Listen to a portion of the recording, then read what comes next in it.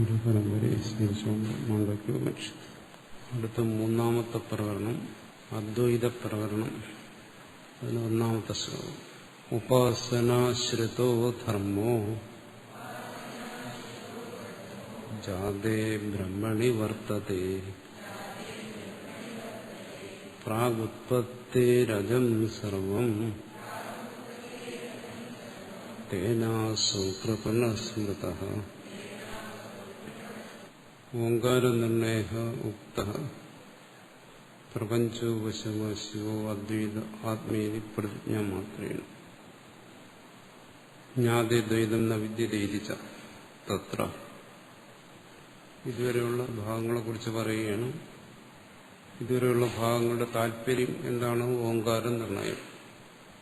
ഓങ്കാരത്തിന്റെ താല്പര്യത്തെ നിർണയിക്കുക. അതെന്താണ്? എങ്ങനെ നിർണയിച്ചു? പ്രപഞ്ചോപശമമാണ്, ശിവോ അദ്വൈത. പ്രപഞ്ചോപശമമാണ്, ശിവമാണ്, അദ്വൈതമാണ്. ഇതെല്ലാം വിശദീകരിച്ചാണ്. അതുതന്നെയാണ് താൻ ആത്മാ. ഇവിടുത്തെ ചിന്ത എപ്പോഴും ആത്മനിഷ്ഠമായിട്ടാണ്. പ്രപഞ്ചത്തിന്റെ ഉപശമമാണ്, ശിവമാണ്, അദ്വൈതമാണെന്ന് പറഞ്ഞാൽ നമ്മുടെ മനസ്സിൽ അത് ഒരു വസ്തുവാണ് എന്ന് തോന്നും. ഈ പ്രപഞ്ചം പോലെ ഉള്ള മറ്റൊന്ന്, പ്രപഞ്ചശൂന്യമായ ഒന്ന്, അങ്ങനെ തോന്നിപ്പോ. അതുകൊണ്ട് പറയുന്നു ആത്മാ അത് ഈ ശ്രോതാവിന്റെ സ്വരൂപമാണ്. പക്ഷെ ഇതുവരെ അത് വിശദീകരിച്ചെല്ലാം ചർച്ച ചെയ്തിട്ടും ഇവിടെ ഭാഷ്യകാരൻ പറയുന്നത് പ്രതിജ്ഞ മാത്രമാണ്. അത് കേവലം ഒരു പ്രതിജ്ഞ മാത്രമേ ആയുള്ളൂ. എന്നുവെച്ചാൽ അയമേവം, ഇതിങ്ങനെയാണ് എന്നൊരു കാര്യത്തെക്കുറിച്ച് പറയുന്നതിനാണ് പ്രതിജ്ഞ എന്ന് പറയുന്നത്. എന്നാൽ പ്രതിജ്ഞ മാത്രമാണ് വസ്തുസിദ്ധി. അങ്ങനെ പലയിടത്തും പറയും. കേവലം ഒരു കാര്യം ഇങ്ങനെയാണ്, അല്ലെങ്കിൽ കേവലം ഒരു കാര്യമുണ്ട് എന്ന് പറഞ്ഞതുകൊണ്ട് മാത്രം ശ്രദ്ധിക്കത്തില്ല. അതിനാണ് താർക്കികന്മാർ പറയുന്നത് ഹേതു, ഉദാഹരണം, ഉപനയം, നിഗമനം എന്നെല്ലാം പറയുന്നു. അതിന് വേണ്ടുന്ന മറ്റു കാര്യങ്ങൾ കൂടി പറയും. പ്രതിജ്ഞ മാത്രമാണെങ്കിൽ പിന്നെ അവിടെ ചർച്ചയില്ല, വസ്തുസ്ഥിതി പറയുക. ചർച്ച മുമ്പോട്ട് പോകണമെങ്കിൽ അതിന്റെ ഹേതുവും ദൃഷ്ടാന്തവും എല്ലാം പറയുന്നു. ഇതുവരെ അതെല്ലാം പറഞ്ഞു കഴിഞ്ഞു. കേവലം പ്രതിജ്ഞ മാത്രമല്ല, ഹേതു ദൃഷ്ടാന്തങ്ങളിലൂടെയെല്ലാമുള്ള വിശദമായ ചർച്ച കഴിഞ്ഞു. എന്നാലും പറയുന്നു പ്രതിജ്ഞ ഇതുവരെ പറഞ്ഞതെല്ലാം ഒരു പ്രതിജ്ഞയായിട്ടെടുക്കാം. ഈ വിഷയത്തെക്കുറിച്ച് ഇതുവരെ പറഞ്ഞതുകൊണ്ട് ഒരാൾക്ക് ബോധ്യം വന്നിട്ടില്ലെങ്കിൽ ഇതുവരെ പറഞ്ഞതിനെല്ലാം ഒരു പ്രതിജ്ഞയായിട്ടെടുത്താൽ ഇങ്ങനെയാണ് ആത്മാ തുര്യൻ എന്ന് പറയുന്ന ഒരു വസ്തുവിനെ കുറിച്ച് പറഞ്ഞു. ബോധ്യം വന്നില്ലെങ്കിൽ വീണ്ടും ചർച്ച ചെയ്യാൻ തയ്യാറാണ്. അതാണ് മൂന്നാമത്തെ പ്രകടനത്തിൽ.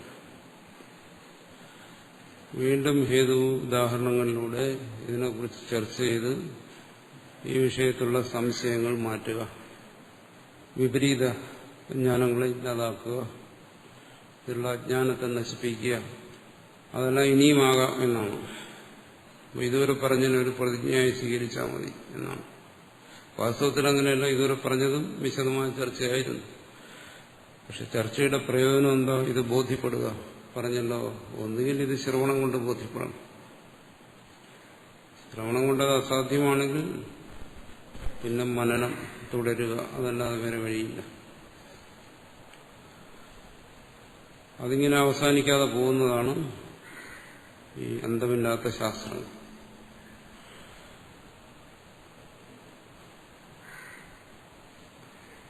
പലർക്കും ശ്രവിക്കാൻ തന്നെ കിട്ടുന്നില്ല. ശ്രവിച്ചാൽ തന്നെ തത്വത്തെ ബോധിക്കാൻ കഴിയുന്നില്ല എന്നിങ്ങനെ ശ്രുതി തന്നെ പറയുന്നുണ്ട്. അതിനെ സ്മരിച്ചുകൊണ്ടുകൂടെ പറയുകയാണ്. വീണ്ടും ഇതിന്റെ ചർച്ച മുമ്പോട്ട് കൊണ്ടുപോകാൻ വേണ്ടി ജ്ഞാതേ ദ്വൈതം ന വിദ്യതേ. പരമാർത്ഥത്തെ ബോധിച്ചു കഴിഞ്ഞാൽ അവിടെ ദ്വൈതമില്ല, പിന്നെ ചർച്ചയുമില്ല. ഇതും വിധിച്ച തത്ര മുമ്പ് പറഞ്ഞു കഴിഞ്ഞാണ്. പക്ഷെ ബോധിച്ചില്ലെങ്കിലോ ഇവിടെ ശ്രുതി വീണ്ടും വീണ്ടും ബോധിപ്പിക്കാൻ ശ്രമിച്ചുകൊണ്ടിരിക്കുന്നു. ശ്രോതാവ് വീണ്ടും വീണ്ടും മനനം ആവർത്തിക്കേണ്ടിയിരിക്കുന്നു. അതുകൊണ്ട് വീണ്ടും ഇത് തുടരുന്നു എന്നാണ്. അല്ലെങ്കിൽ നമ്മുടെ മനസ്സിൽ തോന്നുന്നു ഇതെന്താണ് ഇത് അവസാനിക്കാത്തത്. ജിജ്ഞാസ നിവൃത്തി വരെ ഇത് തുടർന്നുകൊണ്ടിരുന്നാലേ പറ്റും. ഇത് പറയുന്നത് ജിജ്ഞാസ ഉള്ളവന്റെ മുമ്പിലാണ്. പാമരനോട് ഇത് പറഞ്ഞിട്ട് കാര്യമില്ല. ആത്മതത്വത്തെക്കുറിച്ചുള്ള സാമാന്യ ജ്ഞാനമുള്ള ഒരുവന് അതിന്റെ അനുഭവം ഉണ്ടാകുന്നില്ല, അതിന്റെ പരമാർത്ഥം സ്വയം ബോധിക്കുന്നില്ല. അങ്ങനെ വരുമ്പോൾ അതിനുള്ള ഒരു ഉപായം എന്നുള്ള നിലയ്ക്ക് ഇവിടെ നിർദ്ദേശിക്കുന്നത് ഇതിന്റെ മനനമാണ്, വേറൊന്നുമില്ല. മനനമല്ലാത്ത കാര്യങ്ങളെയൊക്കെ നിഷേധിക്കുന്നു. ദ്വൈതാഭാവസ്തു വൈധത്യപ്രകരണേന സ്വപ്നമായ ഗന്ധർവനഗരാദി ദൃഷ്ടാന്തേഹി ദൃശ്യത്വാദി അന്തവത്വാദി ഹേതുഭി തർക്കേണ ച പ്രതിപാദിത. കേവലം പ്രതിജ്ഞ മാത്രമല്ല, ഇത് യുക്തിയുക്തമായി സമർത്ഥിച്ചു. അദ്വൈതത്തെ സമർത്ഥിച്ചാൽ മാത്രം പോലെ. വാസ്തവത്തിൽ അദ്വൈതം എന്ന് പറയുന്നത് ഇവിടെ ഒരു പ്രശ്നമേ അല്ല, മറിച്ച് ഇവിടെ പ്രശ്നമായിരിക്കുന്ന ദ്വൈതമാണ്. അതുകൊണ്ട് ദ്വൈതത്തിന്റെ അഭാവത്തെയാണ് ഇവിടെ ആദ്യം സമർത്ഥിച്ചത്. അദ്വൈതം ആരുടെയും അനുഭവത്തിലില്ല. അനുഭവത്തിലില്ലാത്ത കാര്യം ആയതുകൊണ്ട് തന്നെ അദ്വൈതമാർക്കും ചോദ്യങ്ങൾ ഉണ്ടാക്കുന്നില്ല. പക്ഷെ ദ്വൈതം അങ്ങനെയല്ല. ദ്വൈതം ജിജ്ഞാസുക്കൾക്കെല്ലാം പ്രശ്നമാണ്. ദ്വൈതമാണ് ഈ ചോദ്യങ്ങളെയൊക്കെ ഉണ്ടാക്കുന്നത്. അതുകൊണ്ട് ദ്വൈതത്തെ നിഷേധിക്കുക, ദ്വൈതത്തിന്റെ അഭാവത്തെ ബോധ്യപ്പെടുത്തുക. അത് വൈധത്യ പ്രകടനത്തിൽ അതാണ് ചെയ്യുന്നത്. എങ്ങനെ? സ്വപ്ന മായ ഗന്ധർവനഗരാദി ദൃഷ്ടാന്തം, ഈ ദൃഷ്ടാന്തങ്ങളെല്ലാം അവിടെ പറഞ്ഞിട്ട് ദ്വൈതം ഇതുപോലെയാണ്, ഇതിന് സമം ദ്വൈതത്തെ ഗ്രഹിക്കണം എന്നവിടെ ബോധിപ്പിച്ചു. അത് വെറുതെ ഒരു പ്രതിജ്ഞ മാത്രമല്ല, അതിന് ഹേതുക്കളും പറഞ്ഞു. ദൃശ്യത്വാദി അന്തവത്വാദി ഹേതു. ഇത് ദൃശ്യമായതുകൊണ്ട് ഇത് സത്യമല്ല. സത്യം ഒരിക്കലും ദൃശ്യമാകത്തില്ല, കാഴ്ചയ്ക്ക് വിഷയമാകത്തില്ല. കാഴ്ചയ്ക്ക് വിഷയമായിരിക്കുന്ന ഒന്നും തന്നെ പരമാർത്ഥമല്ല. അന്തവത്വം, ഇവിടെ സർവവും ഉണ്ടായി നശിച്ചുകൊണ്ടിരിക്കുന്ന കാണുന്നു. സത്യം അങ്ങനെയാകാൻ വഴിയില്ല. ഇങ്ങനെ ഹേതുക്കളെ കൊണ്ട് തർക്കേണ, യുക്തി കൊണ്ട് എല്ലാം ഇത് മുമ്പും പ്രതിപാദിച്ചതാണ്. എന്നാൽ അദ്വൈതം കിം ആഗമം മാത്രേണ പ്രതിപത്തവ്യം അഹോസി തർക്കേണാപി ഇത്യതാഹ ശക്യതേ തർക്കേണാം പ്രതിജ്ഞാതം. അദ്വൈതം കേവലം ശ്രുതിയിൽ നിന്ന് മാത്രമേ ധരിക്കാൻ കഴിയുമോ എന്നാണ്. ശ്രുതിയാണ് ഇതിന് പ്രമാണമെന്ന് പറഞ്ഞു, ശ്രുതിയെ ബോധിപ്പിക്കുന്നു. പക്ഷെ ശ്രുതി ബോധിപ്പിച്ചിട്ടും ഇത് ബോധിക്കുന്നില്ല. പിന്നെന്താ അടുത്തപടി? ആഗമം മാത്രമാണ്, ശ്രുതി മാത്രമേ ഉള്ളൂ ഇതിന് ഉപായമെങ്കിൽ ശ്രുതി ബോധിപ്പിച്ചിട്ടും ഈ തത്വത്തെ അനുഭവപ്പെടാതിരിക്കുക ഇനി എന്താ വഴി എന്നാണ്. പലതവണ ആവർത്തിച്ച് ശ്രുതി ബോധിപ്പിച്ചിട്ടും ഇത് ബോധിക്കുന്നില്ല, എന്നുവെച്ചാൽ സ്വാനുഭവത്തിൽ വരുന്നില്ല. അങ്ങനെ വരുമ്പോ പിന്നെന്താണ്? തർക്കേണാപി, ഇതിന് മനനം, ശ്രവണത്തിനടുത്ത പടിയായി വരുന്ന മനനം കൊണ്ട് സാധിക്കുമോ? വിചാരം കൊണ്ട് ഇതിനെ ബോധിക്കാൻ പറ്റുമോ? എന്ന് പറയുന്നു. അഹശക്തി തർക്കേണാവിജ്ഞാതം, മനനം കൊണ്ടും സാധ്യമാണ്. ശ്രവണം കൊണ്ട് സാധ്യമല്ലെങ്കിൽ മനനം കൊണ്ട് സാധ്യമാണ്. അതുകൊണ്ടാണ് ഈ ചർച്ച ഇങ്ങനെ നീണ്ടുപോകുന്നത്. അല്ലെങ്കിൽ ഇത് എന്നെ അവസാനിക്കേണ്ടതാണ്. ശ്രവിച്ചു, സ്വാനുഭവത്തിൽ വരുന്നില്ല, അതുകൊണ്ട് അതിനെ അങ്ങ് ഉപേക്ഷിക്കുക. അങ്ങനെ ഒരു നിലപാടല്ല ശാസ്ത്രത്തിന്. ശ്രവിച്ചതുകൊണ്ട് ഒരാൾക്ക് അനുഭവത്തിൽ വരണമെന്നില്ല, വന്നേക്കാം, വരാതെയും ഇരിക്കാം. പിന്നെ അടുത്ത് മനനം, അതാണ് ഇവിടെ പറയുന്നത്. നമ്മൾ സാധാരണ ഒരു ധാരണയുണ്ട്, എന്താണ് മനനം ചെയ്യുക എന്ന് വെച്ചാൽ ചിന്തിക്കുക. ചിന്തിക്കുക എന്ന് പറയുന്നത് മനസ്സ് പ്രവർത്തിക്കുകയാണ്. അപ്പം മനസ്സ് പ്രവർത്തിച്ചു കഴിഞ്ഞാൽ നമ്മുടെ സമാധിക്ക് ഭംഗം വരും. ഇതറിയുന്നത് സമാധിയിലേ പറ്റും. അപ്പം ചിന്തിക്കാതിരിക്കണം. എന്നാണ് നമ്മൾ ധരിച്ചിരിക്കുന്നത്. ചിന്തയാണ് ദോഷം ചെയ്യുന്നത്. ഇവിടെ പറയുന്നത് അങ്ങനെയല്ല. ശക്യതേ തർക്കേണാഭിജ്ഞാതും. ഈ അദ്വൈതത്തെ ബോധിക്കുന്നത് മനനം കൊണ്ടും ആകാം. മനസ്സ് ചലിക്കുന്നതൊന്നും അദ്വൈതത്തെ ബാധിക്കുന്നില്ല. അദ്വൈതത്തെ ബോധിക്കുന്നതിന് അത് തടസ്സമല്ല. അതുകൊണ്ടാണ് ആൾക്കാർ മനസ്സിനെയൊക്കെ നിരോധിച്ച് സമാധിപ്പം ആഗ്രഹിക്കുന്നു. ഇവിടെ അങ്ങനെയല്ല. വ്യക്തമായി പറയുന്നു, ഇത് തർക്കം കൊണ്ടും ഇതിനറിയാൻ പറ്റും. നൈഷ തർക്കേണ മതിരാവിനേയ എന്ന് നമ്മൾ മുമ്പ് പഠിച്ചിട്ടുണ്ട്. ഇത് തർക്കം കൊണ്ട് സാധ്യമല്ല. ഇവിടെ വ്യക്തമായിട്ടും പറയുന്നതാണ് തർക്കം കൊണ്ടും എന്ന് പറഞ്ഞാൽ ശ്രവണം കൊണ്ട് മാത്രമല്ല, മനനം കൊണ്ട് സാധ്യമാകും. തർക്കം കൊണ്ട് സാധ്യമല്ല എന്ന് പറയുന്നതോ മനനം കൊണ്ട്, അത് ശ്രവണത്തിനനുസരിച്ച മനനം കൊണ്ടാണെങ്കിലേ സാധ്യമാകും. ശ്രവിക്കുന്നതൊന്നും മനനം മറ്റൊന്നുമായ രണ്ടു വഴിക്ക് പോയാൽ ശരിയാകത്തില്ല. ശ്രുതി ബോധിപ്പിക്കുന്നതാണ് നമ്മൾ ശ്രവിക്കുന്നത്. തത്വത്തെ തന്നെ ശ്രവിക്കണം. ആ തത്വത്തെ ശ്രവിക്കുന്നവന് ശ്രവിച്ചു, തത്വത്തെക്കുറിച്ചൊരു ഏകദേശ ജ്ഞാനം ഉണ്ടായി, അനുഭവത്തിലേക്ക് വരുന്നില്ല. എന്താണ് സംശയങ്ങൾ വരുന്നുണ്ട്, മറ്റ് ശാസ്ത്രജ്ഞാനം കൊണ്ടോ ലോകജ്ഞാനം കൊണ്ടോ എല്ലാം വരുന്ന സംശയങ്ങൾ. അതങ്ങനെ ആയിക്കൂടെ, ഇങ്ങനെ ആയിക്കൂടെ, ഇതെങ്ങനെ ശരിയാകും, ഇതെല്ലാം പിന്നെ പരിഹരിക്കാൻ ഒരു വഴിയേ ഉള്ളൂ, തർക്കം, മനനം. അതുകൊണ്ട് അത് സാധ്യമാണ്. പിന്നെ മനസ്സ് പലയിടത്തും ചിലയിടത്തൊക്കെ പറയും എന്താണ്, മനസ്സ് ചലിക്കുന്നതാണ് പ്രപഞ്ചം, മനസ്സ് ചലിക്കാതിരുന്നാൽ ബ്രഹ്മം എന്നെല്ലാം പറയും. പിന്നെ ഇവിടെ മനനം കൊണ്ട് ഇതെങ്ങനെ സാധ്യമാവും? മനനം ചെയ്യുമ്പോൾ മനസ്സ് ചലിക്കുമല്ലോ. മനസ്സ് ചലിച്ചത് ആരെങ്കിലും ബോധപൂർവം ചലിപ്പിച്ചതല്ല. എന്തായാലും മനസ്സിന്റെ ചലനം സംഭവിച്ചത്. എന്തുകൊണ്ട് ബോധപൂർവം ചലിപ്പിക്കുന്നതല്ല എന്ന് പറഞ്ഞു? സുഷുപ്തിയിൽ മനസ്സ് ചലിച്ചില്ല.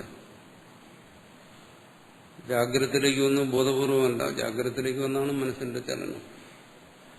സ്വപ്നത്തിലേക്ക് പോയതും ബോധപൂർവമല്ല.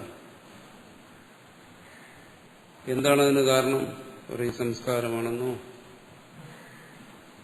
വാസനയാണെന്നോ അങ്ങനെയൊന്നും പറഞ്ഞു കഴിഞ്ഞാൽ ശരിയായ ഉത്തരമാകാത്തതുകൊണ്ട് പറയും എന്താണത്, അവിദ്യയാണ് അല്ലെങ്കിൽ മായയാണ്.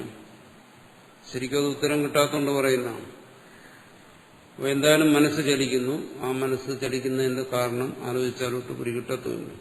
അപ്പോൾ അത് ആരും ബോധപൂർവം ചലിപ്പിച്ചാൽ അതുകൊണ്ട് തന്നെ എന്താണ്, മനസ്സ് മനനം ചെയ്തില്ലെങ്കിലും ചലിച്ചുകൊണ്ടേയിരിക്കും. മനസ്സിന്റെ സ്വഭാവം ബഹിർമുഖമായി അത് പ്രവർത്തിച്ചുകൊണ്ടേയിരിക്കും. ആത്മതത്വത്തെ വിസ്മരിച്ച് പ്രവർത്തിച്ചുകൊണ്ടേയിരിക്കും. അപ്പോൾ എന്തായാലും മനസ്സ് ചലിക്കുന്നതുകൊണ്ട് ഈ ജീവൻ സംസാരത്തിൽ തന്നെ, ഈ പ്രപഞ്ചത്തിൽ തന്നെ. അപ്പോൾ പറയുന്നത് ശരിയാണെന്താണ്, മനസ്സ് ചലിച്ചാൽ പ്രപഞ്ചമാകും എന്ന് പറയുന്നത് ശരിയാണ്. പക്ഷെ അതിൽ നിന്നുള്ള നിവൃത്തി മനസ്സിന്റെ നിഷ്പന്ദമായ അവസ്ഥയ്ക്ക് ഇവിടെ ഉപായമായി പറയുന്നു മനനം തന്നെ. അതാണ് അദ്വൈതത്തിൽ പറയുന്നത്.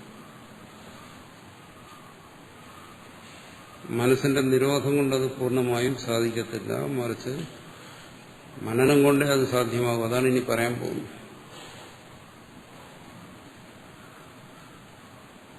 കാരണം സ്വഇച്ഛയുടെ അല്ല മനസ്സ് ചലിച്ചത്, അത് സഹജമായിട്ട് തന്നെ അതങ്ങ് സംഭവിച്ചു. അതാണ് ഉണർന്നു പോകുന്നത്. എന്റെ ഉപായമോ മനനത്തിലൂടെ തന്നെ ഈ പരമാർത്ഥത്തെ ബോധിപ്പിക്കുക. മനസ്സ് ചലിക്കാതിരിക്കുന്നതുകൊണ്ട് വിശേഷമൊന്നുമില്ല. പറയും എന്താണ്, മനസ്സ് ചലിക്കാതിരുന്നാൽ ബ്രഹ്മം എന്ന് പറയും. അത് പറയുന്നത് എന്താണ്, ബ്രഹ്മത്തിന്റെ വാസ്തവ സ്വരൂപം അത് നിഷ്ക്രിയമാണ്, നിഷ്പന്ദമാണ് എന്ന് ബോധിപ്പിക്കാനാണ്. അല്ലാതെ നമ്മൾ ഈ ചരിച്ചുകൊണ്ടിരിക്കുന്ന ഈ മനസ്സ് നിശ്ചലമായി കഴിഞ്ഞാൽ ബ്രഹ്മമാകുമെന്നല്ല. അങ്ങനെയാണെങ്കിൽ നമ്മൾ സുഷുപ്തിയിലാകേണ്ടതാണ്. കാരണം സുഷുപ്തിയിൽ നിശ്ചലമാകുന്നുണ്ട്, പക്ഷെ ഒന്നും ആകുന്നില്ല, വീണ്ടും പഴയതുപോലെ തന്നെ. എന്തുകൊണ്ട്? അതും സ്വേച്ഛയാലല്ല, ആഗ്രഹിച്ചിട്ടല്ല അത് സംഭവിക്കുന്നു. ആഗ്രഹിച്ചോ ആഗ്രഹിക്കാതെയോ സംഭവിക്കും. സഹജമായി തന്നെ ഇത് നിശ്ചലമാകുന്നു സുഷുപ്തിയിൽ. അപ്പൊ കേവലം നിശ്ചലമാകുന്നതുകൊണ്ട് മാത്രം വിശേഷതയൊന്നുമില്ല. വീണ്ടും ഉണരും, വീണ്ടും സംസാരം അനുഭവപ്പെടും. ഇതിൽ നിന്ന് സ്വാതന്ത്ര്യം വരുന്നില്ല. അതുകൊണ്ടാണ് ഇത് അനന്തമെന്ന് പറയുന്നത്. മനസ്സ് മനനത്തിലൂടെ നിശ്ചലമാണ്.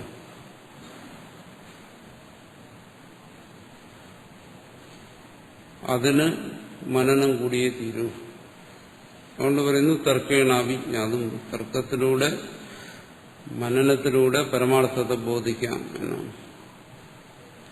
തത്കഥം ഇതി അദ്വൈത പ്രകടന ആരഭ്യത. അതുകൊണ്ടിന് വേണ്ടിയിട്ടാണ് മനനത്തിലൂടെ ഈ മനസ്സെങ്ങനെ നിശ്ചലമാകും. വെറുതെ നിശ്ചലമായപ്പോൾ മനനത്തിലൂടെ പരമാർത്ഥ തത്വത്തെ ബോധിപ്പിച്ചിട്ട് മനസ്സ് പിൻവാങ്ങുന്നു. അതാണ്. അതിനു വേണ്ടിയിട്ടാണ് അദ്വൈത പ്രകടനം എന്ന് പറയുമ്പോൾ പുതിയ എന്തെങ്കിലും ഒരു കാര്യം ഇവിടെ നമ്മൾ ഇതുവരെ മനസ്സിലാക്കാത്ത ഒരു കാര്യമൊന്നും ഇവിടെ പറയുന്നൊന്നുമില്ല. മനസ്സിലാക്കിയ കാര്യങ്ങളെ തന്നെ ഒന്നുകൂടി ഓർമ്മിപ്പിക്കുന്നു എന്നേ ഉള്ളൂ. പുതിയൊരു കാര്യം പറയുന്നില്ല. ഓർമ്മിപ്പിക്കുന്ന രീതിക്ക് ചിലപ്പോൾ അല്പ വ്യത്യാസം വരാം. എന്താണ് അദ്വൈത പ്രകടനത്തിൽ പറയുന്നത്? ഉപാസനാദി ഭേദജാതം സർവം വിതഥം കേവലാശ്ച ആത്മാ അദ്വയ പരമാർത്ഥൈതി സ്ഥിതം അതീതി പ്രകരണീയത. ഉപാസനാദി ഭേദജാതം പറഞ്ഞു. ഇവിടെ പലതരത്തിലുള്ള ഉപാസനകളുണ്ട്. പലതിനെയും മനുഷ്യൻ ഉപാസിക്കുന്നുണ്ട്. ഉപാസന എന്ന് പറഞ്ഞാൽ ധ്യാനം, ഉപാസ്യം എന്ന് പറയുന്നത് ധ്യേയമായിരിക്കുന്നത്. ഇവിടെ നാനാ വിഷയങ്ങളാണ് മനുഷ്യൻ ധ്യാനിക്കുന്നത്. ധ്യാനിക്കുന്നതെന്ന് പറയുമ്പോൾ അത് ലൗകികമാകാം, ആത്മീയവുമാകാം. ആത്മീയമായ വിഷയങ്ങളെയും ധ്യാനിക്കുന്നുണ്ട്. ലൗകികമായ നാനാ വിഷയങ്ങളെ മനുഷ്യൻ സഹജമായി ധ്യാനിച്ചുകൊണ്ടിരിക്കുന്നു. ഏതെങ്കിലും ഒരു വിഷയത്തിൽ മനസ്സ് വന്ന് ഊന്നിയാൽ അത് ഉപാസനയായി, അത് ധ്യാനമായി. അറിഞ്ഞാലും ശരി, അറിയാതെയായാലും ശരി, ലൗകികമായാലും ശരി, ആത്മീയമായാലും ശരി, ഇതെല്ലാം ഇവിടെ ഉപാസനകളായി പറയുകയാണ്. ഇവിടെ പിന്നെ ഉപാസന എന്ന് പറയുമ്പോൾ ശ്രുതിയിലും മറ്റും നിർദ്ദേശിച്ചിരിക്കുന്ന ഹിരണ്യഗർഭ ഉപാസന എന്നെല്ലാം പറയുന്ന പോലെയുള്ള ഉപാസനകൾ ഉൾപ്പെടെയുള്ള സർവ്വതും സർവം വിദഗ്ധം, ഇത് സർവം അസത്യമാണ്. പരമാർത്ഥത്തെ ബോധിക്കാതെയുള്ള സർവ്വ ഉപാസനകളും സർവ്വധ്യാനങ്ങളും സമ്പ്രദായങ്ങളും എല്ലാം അസത്യമാണ്. കേവലശ്ച ആത്മാ അദ്വയ പരമാർത്ഥ, അദ്വയനായിരിക്കുന്ന ആത്മാവ് അത് പരമാർത്ഥമാണ്. ഇതുവരെ ബോധിപ്പിച്ചത് അതാണെന്നാണ് പറയുന്നത്. ഈ സ്ഥിതം അതീതേ പ്രകരണേ യഥ. ഇത്രയെങ്കിലും ഒരാൾ ബോധിക്കണം. ഈ രണ്ട് പ്രകരണങ്ങളിലും അതാണ് ബോധിപ്പിച്ചത്. എല്ലാ ധ്യാന സമ്പ്രദായങ്ങളും ധ്യാന രീതികളും ഇതൊന്നും പരമാർത്ഥമല്ല എന്ന് പറയുമ്പോൾ തെറ്റിദ്ധരിക്കരുത്. എന്താണ് ഇവിടെ ധ്യാനിക്കരുതെന്ന് പറയുകയല്ല, ധ്യാനത്തിന് ഫലമില്ലെന്ന് പറയുകയല്ല. അദ്വൈതമായിരിക്കുന്ന ആത്മാവിന്റെ തലത്തിൽ നിന്നുകൊണ്ട് പറയുകയാണ്. മറ്റ് ഓരോ ധ്യാനങ്ങൾക്കും അതിൻ്റെതായ ഫലം ശ്രുതി തന്നെ പറഞ്ഞിരിക്കുന്നു. അതിന് ഫലമില്ലെന്ന് പറഞ്ഞാൽ ശ്രുതി തന്നെ അപ്രമാണമായി പോകും. ധ്യാനങ്ങളും സമ്പ്രദായങ്ങളും അഭ്യാസങ്ങളും എല്ലാം ശരി, അതെല്ലാം നിൽക്കട്ടെ.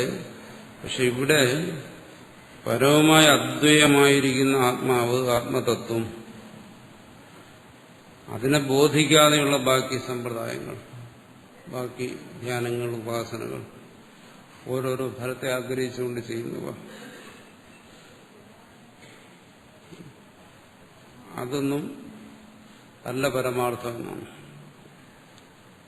ആത്മാവാണ് പരമാർത്ഥമെങ്കിൽ അത് ബോധിക്കുക, ആ പരമാർത്ഥത്തെ ബോധിക്കുക. മറ്റുപാസനകളിൽ മനസ്സിനെ കുരുക്കേണ്ട കാര്യമില്ല എന്നാണ്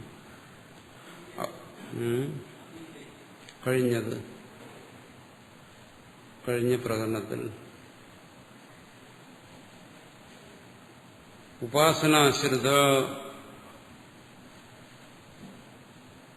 ഉപാസനാശ്രിതോ ധർമ്മോ എന്ന് പറയുന്ന ആ കാരികയെ വ്യാഖ്യാനിക്കുകയാണ്. ഉപാസനാശ്രിത ഉപാസനാത്മനോ മോക്ഷസാധനത്വേന ഗത ഉപാസകോ അഹം മമ ഉപാസ്യം ബ്രഹ്മ തദുപാസനം കൃത്വാ ജാതേ ബ്രഹ്മണി ഇദാനീം വർത്തമാനോ അജം ബ്രഹ്മ ശരീരപാദാത് ഊർധ്വം പ്രതിപശ്യേ പ്രാഗുത്പത്തേശ്ച അജം ഇദം സർവമഹം ച യഥാത്മകോ അഹം പ്രാഗുത്പത്തിരിദാനീം ജാതഃ ജാതേ ബ്രഹ്മണി ച വർത്തമാനോ ഉപാസനയാ പുനസ്തദൈവ പ്രതിപശ്യേ ഇത്യവും ഉപാസനാശ്രിതോ ധർമ്മ സാധവോ ഏനൈവം ക്ഷുദ്രബ്രഹ്മവിത് തേന അസൗ കാരണേന കൃപണോ ദീനോ അല്പകഃ സ്മൃതഃ നിത്യാജ ബ്രഹ്മദർശിഭിരിത്യഭിപ്രായഃ.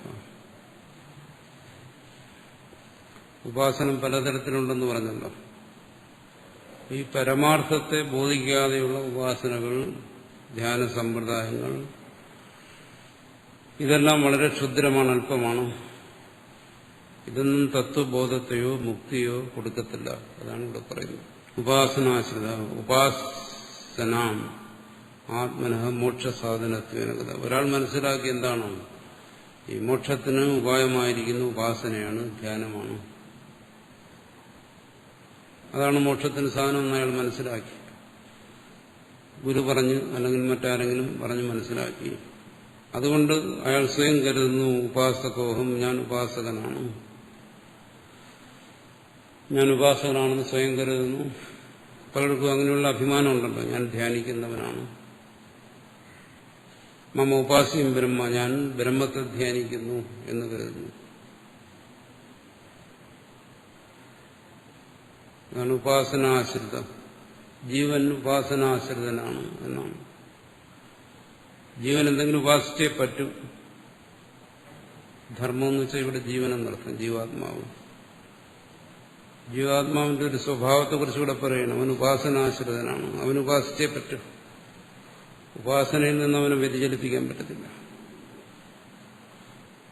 ലൗകികമായ ഉപാസനകളെ കുറിച്ച് ഇവിടെ പറയുന്നില്ല. ഇവിടെ പ്രകടനം ആധ്യാത്മികമായതുകൊണ്ട് അതുകൊണ്ട് ആധ്യാത്മിക ഉപാസനയെ കുറിച്ച് പറയുന്നു. ഭൗതികമായ ചിന്തകളെല്ലാം ഉപാസനയാണ്. ഏതെങ്കിലും ഒരു വിഷയത്തിൽ നമ്മൾ മനസ്സർപ്പിച്ചു കഴിഞ്ഞാൽ അത് ഉപാസനയാണ്. അങ്ങനെ നോക്കുമ്പോൾ സർവ്വൊരു ഉപാസകനാണ്. അതുകൊണ്ട് പറയുന്നു ഉപാസനാശ്രിതോ ധർമ്മ, ജീവൻ ഉപാസനാശ്രിതനാണ്. ആധ്യാത്മികമായി വന്നാലോ ബ്രഹ്മ ഉപാസകന്മാരെ കുറിച്ച് തന്നെ പറയുന്നു. തദുപാസനം കൃത്വാ ജാതേ ബ്രഹ്മണി ഇദാനീം വർത്തമാനോ. ഞാൻ നിരന്തരം ആ ബ്രഹ്മത്തെ ഉപാസിച്ച് കഴിയുകയാണ്. പക്ഷെ ബ്രഹ്മത്തെക്കുറിച്ച് ആ ബ്രഹ്മം തന്റെ സ്വരൂപമാണെന്നുള്ള ബോധം അവനില്ല. അവന്റെ മനസ്സുകൊണ്ട് സൃഷ്ടിച്ച ഒരു ബ്രഹ്മത്തിനെ ഉപാസിക്കുന്നു. ജാതേ ബ്രഹ്മണി, ബ്രഹ്മത്തെ അവൻ സൃഷ്ടിക്കുന്നു. നമ്മൾ സാധാരണ അങ്ങനെയാണ് ചെയ്യുന്നത്. ദേവതകളെയും മറ്റും നമ്മുടെ മനസ്സുകൊണ്ട് സൃഷ്ടിച്ചിട്ട് നമ്മളതിനെ ഉപാസിക്കുന്നു. അന്ന് ഈ ദേവതകൾക്കൊന്നും വലിയ സ്ഥാനം ഉണ്ടായിരുന്നു. ശ്രുതിയിൽ ഈ ദേവതകളെ കുറിച്ചൊന്നും ചർച്ച ചെയ്യുന്നില്ല. 4 കൈയും 8 കൈയും ഒക്കെ ഉള്ള ദേവതകൾ നമ്മളിന്ന് സങ്കല്പിച്ച് ധ്യാനിക്കുന്നവർക്കൊന്നും അവിടെ സ്ഥാനം ഉണ്ടായിരുന്നില്ല. അവിടെ പിന്നെ എന്താണ് അവർ പറയുന്നത്? ഒരു കാര്യബ്രഹ്മം. അന്നത്തെ ഉപാസകന്മാരങ്ങനെയായിരുന്നു. ജാതേ ബ്രഹ്മണി, അതിനാണ് ഹിരണ്യഗർഭനെന്നും മറ്റും പറഞ്ഞ് അന്ന് ഉപാസിച്ചിരുന്നു. നിരന്തരം അങ്ങനെ ഒന്നിനെ ശ്രുതിയിലും മറ്റും നിർദ്ദേശിക്കുന്ന രീതി പറയണം. പൗരാണികമായ അതും ഇതേ രീതിയിൽ തന്നെ എടുത്തോളാം. നമ്മുടെ സങ്കല്പം കൊണ്ട് ഒന്നിനെ സൃഷ്ടിച്ചിട്ട് അതിനെ ഉപാസിക്കുന്ന രീതി, അതിനെ ധ്യാനിക്കുന്ന രീതി, അത് തന്നെ ഇവിടെ പറയുന്നത്. ഇദാനിം വർത്തമാനഃ, അതിൽ ഞാനിങ്ങനെ മുഴുകിയിരിക്കുകയാണ് നിരന്തരം. ചിലർ സർവവും ഭൗതികമായ സർവവും ഉപേക്ഷിച്ച് ഇത്തരം ഉപാസനകളിൽ മുഴുകിയിരിക്കാറുണ്ട്. വർത്തമാനോ അജം ബ്രഹ്മ ശരീരപാദാദൂർധ്വം പ്രതിപത്സ്യേ. സാധാരണ ദേവതോപാസകന്മാരെക്കാളും ശ്രുതിയുടെ ഉപാസകന്മാർക്ക് കുറച്ചുകൂടി ഉയർന്ന കാഴ്ചപ്പാടാണുള്ളത്. എന്റെ സങ്കല്പത്തിലുള്ള ആ ബ്രഹ്മത്തെയാണ് ഞാൻ ഉപാസിക്കുന്നതെങ്കിലും ഉപാസന കൊണ്ട് മരണത്തിന് ശേഷം ഞാൻ പരമാർത്ഥത്തെ പ്രാപിക്കും. അതും അവന്റെ സങ്കല്പമാണ്. അജം ബ്രഹ്മ ശരീരപാദാദൂർധ്വം പ്രതിപത്സ്യേ. അറിയാം എന്താണ് ഒരു സത്യമുണ്ട്, ജനിക്കുകയും മരിക്കുകയും ചെയ്യാത്ത ആ സത്യം. ആ സത്യത്തെ എനിക്ക് ശരീരനാശത്തിന് ശേഷം പ്രാപിക്കണം. അതിനുവേണ്ടി ഇപ്പോൾ ഞാൻ എന്റെ സങ്കല്പത്തിലുള്ള ബ്രഹ്മത്തെ ഉപാസിക്കുന്നു എന്നാണ്. ദേവത ഉപാസനകൾ ഇങ്ങനെയൊക്കെയാണ് ധരിക്കുന്നത്. ഇപ്പൊ എന്റെ സങ്കല്പത്തിലുള്ള ദേവതയെ ഞാൻ ഉപാസിക്കുന്നു, എന്തിന്? മോക്ഷം കിട്ടുന്നതിന് വേണ്ടി. മരണശേഷം നിത്യതയെ പ്രാപിക്കുന്നതിന്. പ്രാഗുത്പത്തേശ അജമിതം സർവമഹം ച. എന്തുകൊണ്ട്? ഒരു പരമാർത്ഥമുണ്ട്. ജനനത്തിന് മുമ്പും മരണശേഷവും എല്ലാ പരമാർത്ഥമാണ് നിലനിൽക്കുന്നത്. പക്ഷെ എനിക്കിപ്പോ ആ പരമാർത്ഥത്തെ ബോധിക്കാൻ നിവൃത്തിയില്ല. അതുകൊണ്ട് ഞാൻ പരമാർത്ഥമല്ലാത്ത ഒന്നിനെ ധ്യാനിച്ച് മരണശേഷം പരമാർത്ഥമായി തീരും. ഇവിടെ ഒരു ചെറിയ വ്യത്യാസമേ ഉള്ളൂ. ഇവിടെ പറയുന്ന അദ്വൈതവും ഈ പറയുന്ന കാര്യവും തമ്മിൽ. ഈ പറയുന്ന ഉപാസകനും സാധാരണ ഉപാസകന്മാർക്കും അദ്വൈതത്തെക്കുറിച്ച് ബോധമുണ്ട്. അദ്വൈതത്തെക്കുറിച്ച് കേട്ടുകഴിഞ്ഞ് ബോധമുണ്ട്. അതുകൊണ്ടാണല്ലോ പറയുന്നത് ഉത്പത്തിക്ക് മുമ്പും നാശത്തിന് ശേഷവും സത്യമാണുള്ളത്. നമ്മുടെ ഇടയിലുള്ള ഉപാസകന്മാരും ഇങ്ങനെയാണ്. ഈ പറയുന്നത് സത്യം തന്നെയാണ്, സത്യമാണെന്ന് ഞാൻ അംഗീകരിക്കുന്നു. പക്ഷെ എനിക്ക് തൽക്കാലം ഇത് പറ്റത്തില്ല, എനിക്കിപ്പോൾ ചെയ്തുകൊണ്ടിരിക്കുന്ന പണിയേ പറ്റത്തുള്ളൂ എന്നാണ് മിക്കവാറും എല്ലാവരുടെയും നിലപാട്. അത് തന്നെയാണ് ഇവിടെയും പറയുന്നത്. ശ്രുതിയും ആചാര്യനും ശാസ്ത്രവും എല്ലാം ബോധിപ്പിക്കുന്ന ഒരേ ഒരു സത്യം തന്നെ, അത് പരമാർത്ഥമാണ്. പക്ഷെ അത് പിടിച്ചാൽ പിടികിട്ടാത്ത ഒരു കാര്യമാണ് ഈ ബ്രഹ്മം എന്ന് പറയുന്നത്. അതുകൊണ്ട് ആ തത്വത്തെ ഉൾക്കൊണ്ട് ആ തത്വത്തിനനുസരിച്ച് നിർദ്ദേശിക്കുന്ന സാധനാമാർഗത്തിൽ പ്രവർത്തിക്കാൻ ഞാൻ തയ്യാറല്ല. അതുകൊണ്ട് എനിക്ക് പറ്റിയ ഒരു സാധനാമാർഗത്തിലെ ഞാൻ പ്രവർത്തിക്കത്തുള്ളൂ, ആരെന്തു പറഞ്ഞാലും ശരി എന്നുള്ള ഒരു വാശി. അതാണ് ഇവിടെയും പറയുന്നത്. പരമാർത്ഥത്തെ ബോധിച്ചിട്ടും അതിനനുസരിച്ച് പ്രവർത്തിക്കാൻ തയ്യാറാവുന്നില്ല. അതുകൊണ്ട് എന്ത് ചെയ്യുന്നു? ജാതേ ബ്രഹ്മണി വർത്തതേ. പരമാർത്ഥത്തിൽ നിന്നും വിട്ടുള്ള കാര്യങ്ങളിലാണ് അവരുടെ പ്രവൃത്തികളെല്ലാം, സാധനങ്ങളെല്ലാം അതിലാണ്. മറ്റതിനങ്ങോട്ട് ബോധിക്കാൻ കഴിയുന്നില്ല, അത് പ്രവർത്തിക്കാൻ കഴിയുന്നില്ല. അതുകൊണ്ട് തന്റെ മനസ്സുകൊണ്ട് താൻ സൃഷ്ടിച്ച ദൈവത്തെ താൻ തന്നെ ധ്യാനിച്ച് സാക്ഷാത്കരിച്ചു. അങ്ങനെ ഒടുവിൽ പരമാർത്ഥത്തെ പ്രാപിക്കാമെന്നൊക്കെ വിചാരിക്കുന്നു. ഇതൊന്നും പോരാ എന്നാണ് ഇവിടെ പറയുന്നത്. ഇവിടെ മാണ്ഡൂക്യത്തിന്റെ നിലയിൽ ചിന്തിക്കുമ്പോൾ ഇതൊക്കെ അബദ്ധമാണ്. ഇതൊക്കെ ശരിയാകുന്ന ഭാഗങ്ങളും ഉണ്ട്. ഇതൊക്കെ ശരിയാകുന്നെന്ന് കരുതാമെന്നുള്ള ഭാഗങ്ങളുമുണ്ട്. പക്ഷെ ഇവിടെ അതല്ല. ഇവിടെ പരമാർത്ഥം, ആ പരമാർത്ഥത്തിനോട് ഒരു സന്ധിയും ചെയ്യാൻ തയ്യാറാണ്. ആധ്യാത്മികമായ മാർഗം എന്ന് പറയുമ്പോൾ ഇവിടെ ഒന്നേ പറയുന്നു, ആ പരമാർത്ഥത്തെ ബോധിക്കുക, ആ പരമാർത്ഥത്തെ ബോധിക്കുന്നതിനുള്ള മനനം ചെയ്യുക. അല്ലാതെ അതുമാകാം ഇതുമാകാം മറ്റതുമാകാം അങ്ങനെയൊന്നും ഇവിടെ അംഗീകരിക്കുന്നില്ല.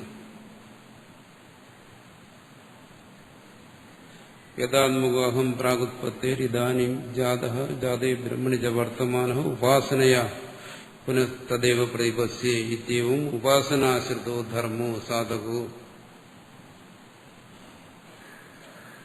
ഈ സാധകന്മാരെല്ലാം ഇങ്ങനെ അധപ്പതിച്ചിരിക്കുന്നു എന്നാണ് ഇവിടെ പറയുന്നു. മോക്ഷത്തെ ആഗ്രഹിക്കുന്നവർക്കെല്ലാം അധപ്പതനം സംഭവിച്ചിരിക്കുന്നു എന്നാണ് ഇവിടെ പറയുന്നത്.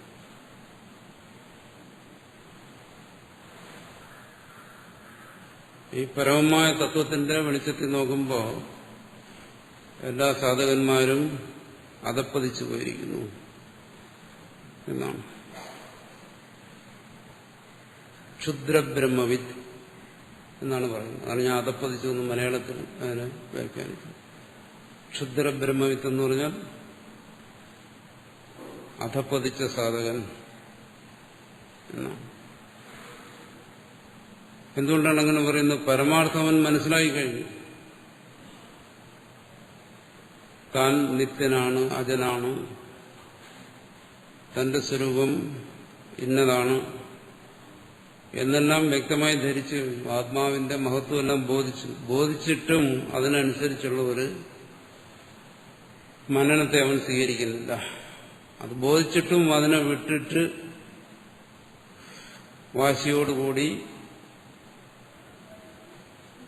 മറ്റ് കാര്യങ്ങളും മുഴുകിയിരിക്കുന്ന സാധകൻ എന്നവിടെ പറയുന്നു. സാധക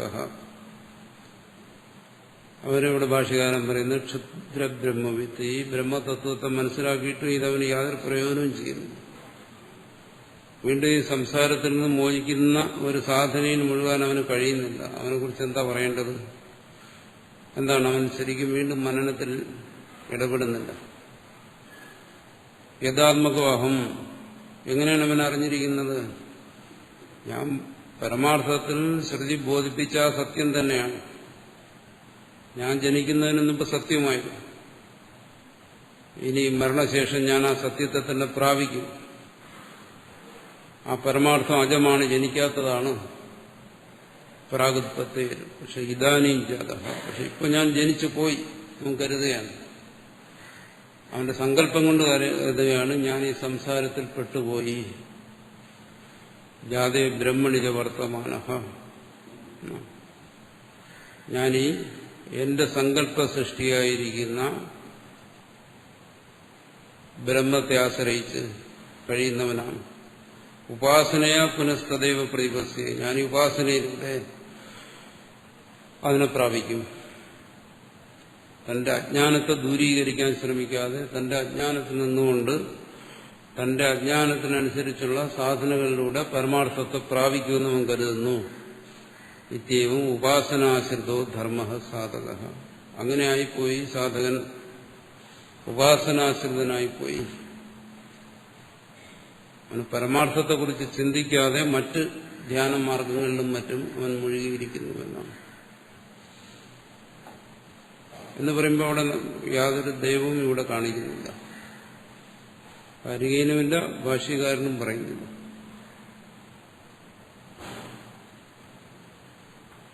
ഏനേവം ക്ഷുദ്രബ്രഹ്മവിത്ത്. എന്തുകൊണ്ട് പറയുന്നു? ഇവനൊരു ക്ഷുദ്രബ്രഹ്മവിത്താണ്.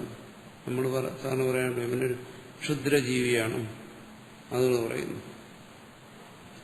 അല്പമായ ബോധത്തിൽ നിന്നുകൊണ്ടവൻ മോക്ഷത്തിന് വേണ്ടി പ്രവർത്തിക്കുന്നു. അല്പമായ സാധനങ്ങളിൽ ഇവൻ ഏർപ്പെട്ടിരിക്കുന്നു. ഇവിടെ ചർച്ച ചെയ്യുന്ന ആ തത്വത്തിന്റെ നിലയിൽ നിന്ന് നോക്കുമ്പോൾ ബാക്കിയുള്ള സാധനാ മാർഗങ്ങളെല്ലാം വളരെ അല്പമാണ്, ക്ഷുദ്രമാണ്. ഒരാൾ പറയുന്നു എനിക്ക് അതിൽ നിന്ന് മാറാൻ കഴിയുന്നില്ലെങ്കിൽ അത് തന്നെ തുടരുക. അത് ശരിയോ തെറ്റോ എന്ന് അതിന്റെ തലത്തിൽ നിന്നുകൊണ്ടല്ല ഇവിടെ പറയുന്നു. അത് പ്രത്യേകം ശ്രദ്ധിക്കും.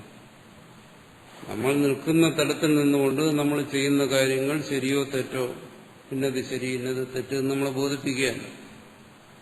പരമാർത്ഥമായൊരു തത്വത്തെ ബോധിപ്പിച്ചിട്ട് ആ തത്വത്തിന്റെ നിലയിൽ നിന്നുകൊണ്ട് പറയുകയാണ് നിങ്ങൾ ചെയ്യുന്നതൊക്കെ അസംബന്ധമാണ്. നിങ്ങൾക്ക് ഇഷ്ടപ്പെട്ടാലും ശരി, ഇഷ്ടപ്പെട്ടില്ലെങ്കിലും ശരി. ഇവിടെ ആചാര്യൻ പരമാർത്ഥത്തെ ബോധിപ്പിക്കുന്നു. ചിലപ്പോൾ അത് നിങ്ങൾക്ക് ഇഷ്ടപ്പെട്ടെന്ന് വരത്തില്ല.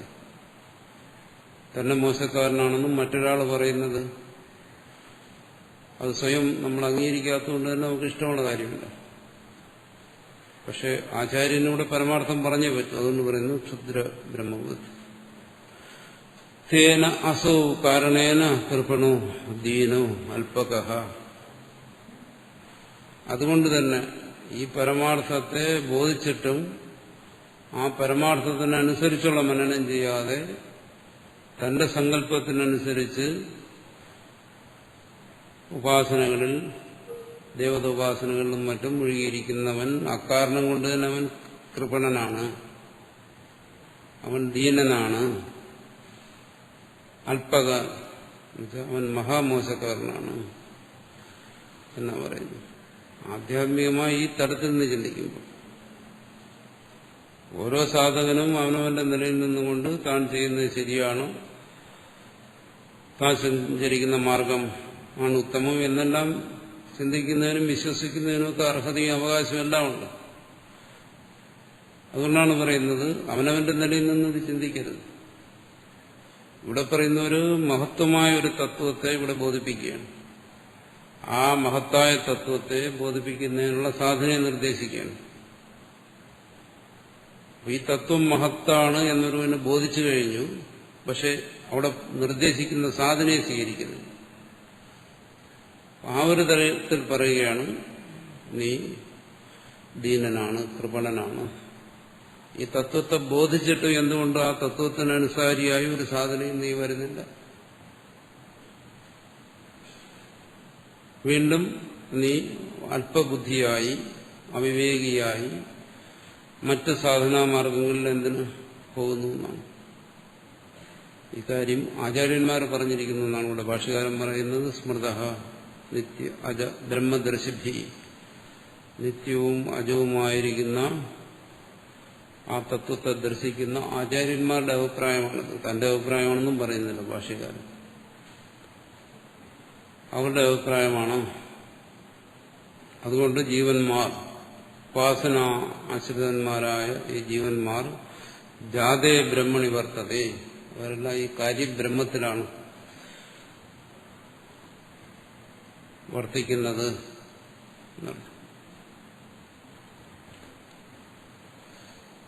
യദ്വാച അനഭ്യുതം ഏന വാഗഭ്യുദ്യതേ തദൈവ ബ്രഹ്മത്വം വിധി നേദം യതിദം ഉപാസതേ. ഉപനിഷത്തില് പറഞ്ഞിട്ടുണ്ടല്ലോ, നേദം യതിദം ഉപാസതേ, നീ ഉപാസിക്കുന്ന ഒന്നും പരമാർത്ഥമല്ല, ഇതൊന്നും നിന്നെ പരമാർത്ഥത്തെ എത്തിക്കുകയില്ല. യതിദം ഉപാസതേ നേദം, ഇതല്ല ശ്രുതി ബോധിപ്പിക്കുന്നതല്ല നീ ഉപാസിക്കുന്നത് എന്നാണ്.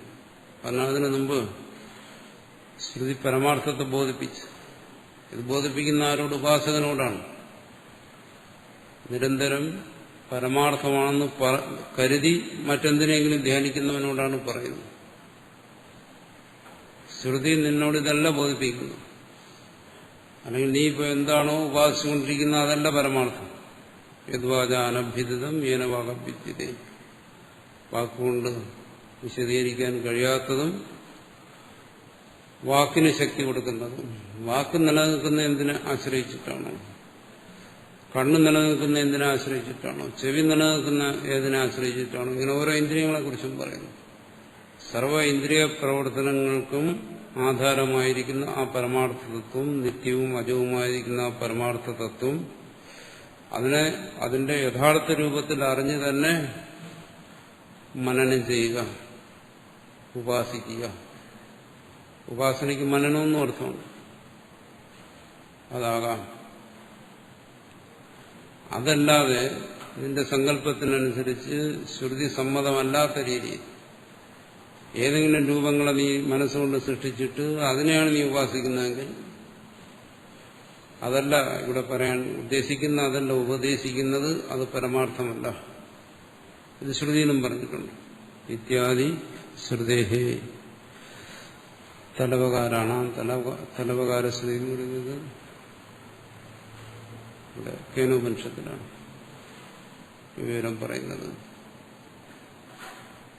അതുകൊണ്ട് ഇവിടെ എന്താണ്, രണ്ട് കാര്യങ്ങളാണ് പറയുന്നത്. ഒന്ന്, ശ്രുതി ബോധിപ്പിക്കുന്നത് പരമാർത്ഥത്തെ. ആ പരമാർത്ഥത്തെ ഒരു ശ്രോതാവ് ബോധിച്ചു കഴിഞ്ഞാൽ പിന്നെ ആ പരമാർത്ഥത്തിനനുസരിച്ച മാർഗത്തിൽ തന്നെ മുമ്പോട്ട് നീങ്ങണം. ബോധിച്ചില്ലെങ്കിൽ നിവൃത്തിയില്ല. പിന്നെ പരമാർത്ഥമല്ലാത്ത കാര്യങ്ങളെ ഉപാസിച്ച് ക്ഷുദ്ര ഉപാസകനാകരുത് എന്നാണ് ഇവിടെ പറയുന്നത്. അപ്പോൾ ഇത് ആ നിലയിലുള്ളവർക്ക് വേണ്ടിയിട്ടാണ് മാണ്ഡവ്യം എന്ന് പറയുന്നത്.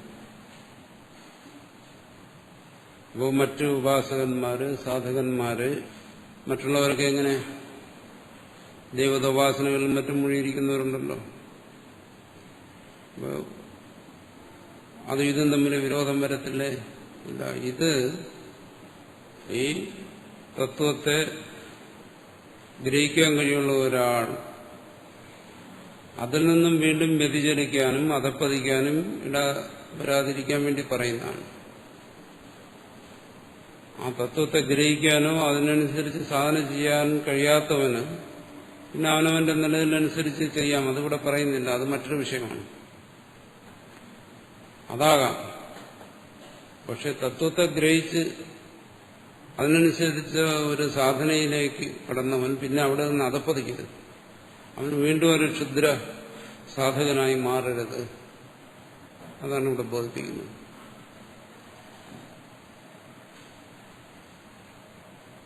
യാതൊരു വിട്ടുവീഴ്ചയ്ക്കും ഇവിടെ തയ്യാറില്ല എന്നർത്ഥം.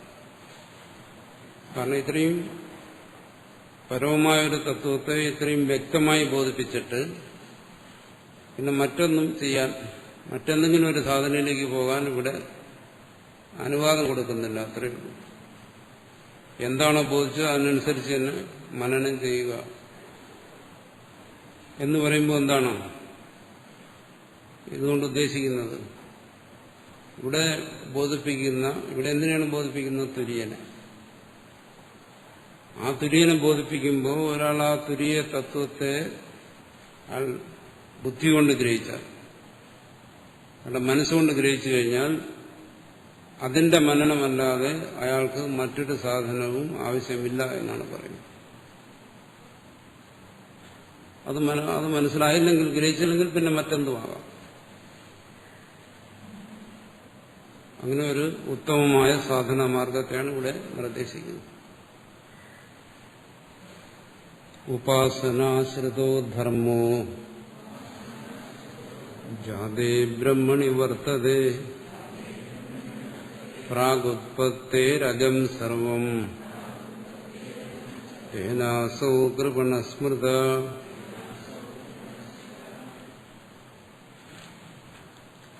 അതോ വക്ഷ്യാമ്യകാർപ്പണ്യം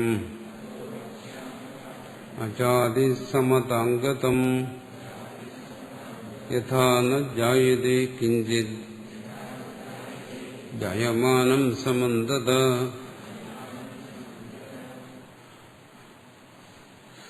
സബാഹ്യാഭ്യന്തരം അജം ആത്മാനം പ്രതിപത്തും അശക്നുവൻ അവിദ്യയാ ദീനം ആത്മാനം മന്യമാനഃ ജാതോഹം ജാതേ ബ്രഹ്മണി വർത്തേ തദുപാസനാശ്രിത സൻ ബ്രഹ്മ പ്രതിപസീത്യവം പ്രതിപന്നഃ കൃപണോ ഭവതി യസ്മാത് അതോ വക്ഷ്യാമി. അകാർപ്പണ്യം, ആകൃപണഭാവം, അജം ബ്രഹ്മ. ഇവിടെ പറയുന്നത് എന്താണ്? ആ തത്വത്തെ ശരിയായ രീതിയിൽ ബോധിക്കാതിരിക്കുന്നതാണ് ഇവിടുത്തെ തകരാറ്, സാധകന് വരുന്ന തകരാറ്. ഒരുവൻ എന്തുകൊണ്ട് ആ തത്വചിന്തനം വിട്ടിട്ട് മറ്റ് സാധനമാർഗങ്ങളിലേക്ക് പോകുന്നു? കാരണം തത്വത്തെ അവന് ശരിക്കും ബോധിക്കാൻ കഴിയാത്തത് തന്നെ. ശ്രുതി എങ്ങനെയാണോ ബോധിപ്പിക്കുന്ന ആ രീതിയിൽ അവന് ഗ്രഹിക്കാൻ കഴിയുന്നില്ല. അവനതിന് തൃപ്തനല്ല. അവൻ കരുതുന്നത് എന്താണോ, ഇതൊന്നുമല്ല ശരിയായ മാർഗം, മറ്റ് മന്ത്രോപാസനകളിലും മന്ത്രജപങ്ങളിലും മറ്റ് ധ്യാനമാർഗങ്ങളിലും യോഗമാർഗങ്ങളിലുമൊക്കെ അവൻ പ്രവർത്തിക്കുകയാണ്.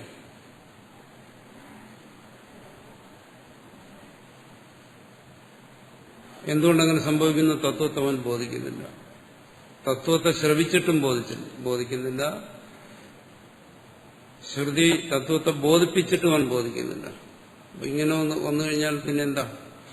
അവൻ പരമാർത്ഥ മാർഗത്തിലേക്ക് വരുന്നില്ലല്ലോ. അപ്പൊ പരമാർത്ഥ മാർഗത്തിൽ വരാൻ വേണ്ടി പിന്നെ ഒരു ഉപായമുള്ളൂ. എന്താണ്? വീണ്ടും ഇവനെ ഈ തത്വത്തെ ബോധിപ്പിക്കുക. അതാണ് വീണ്ടും ചെയ്യുന്നതെന്നാണ്.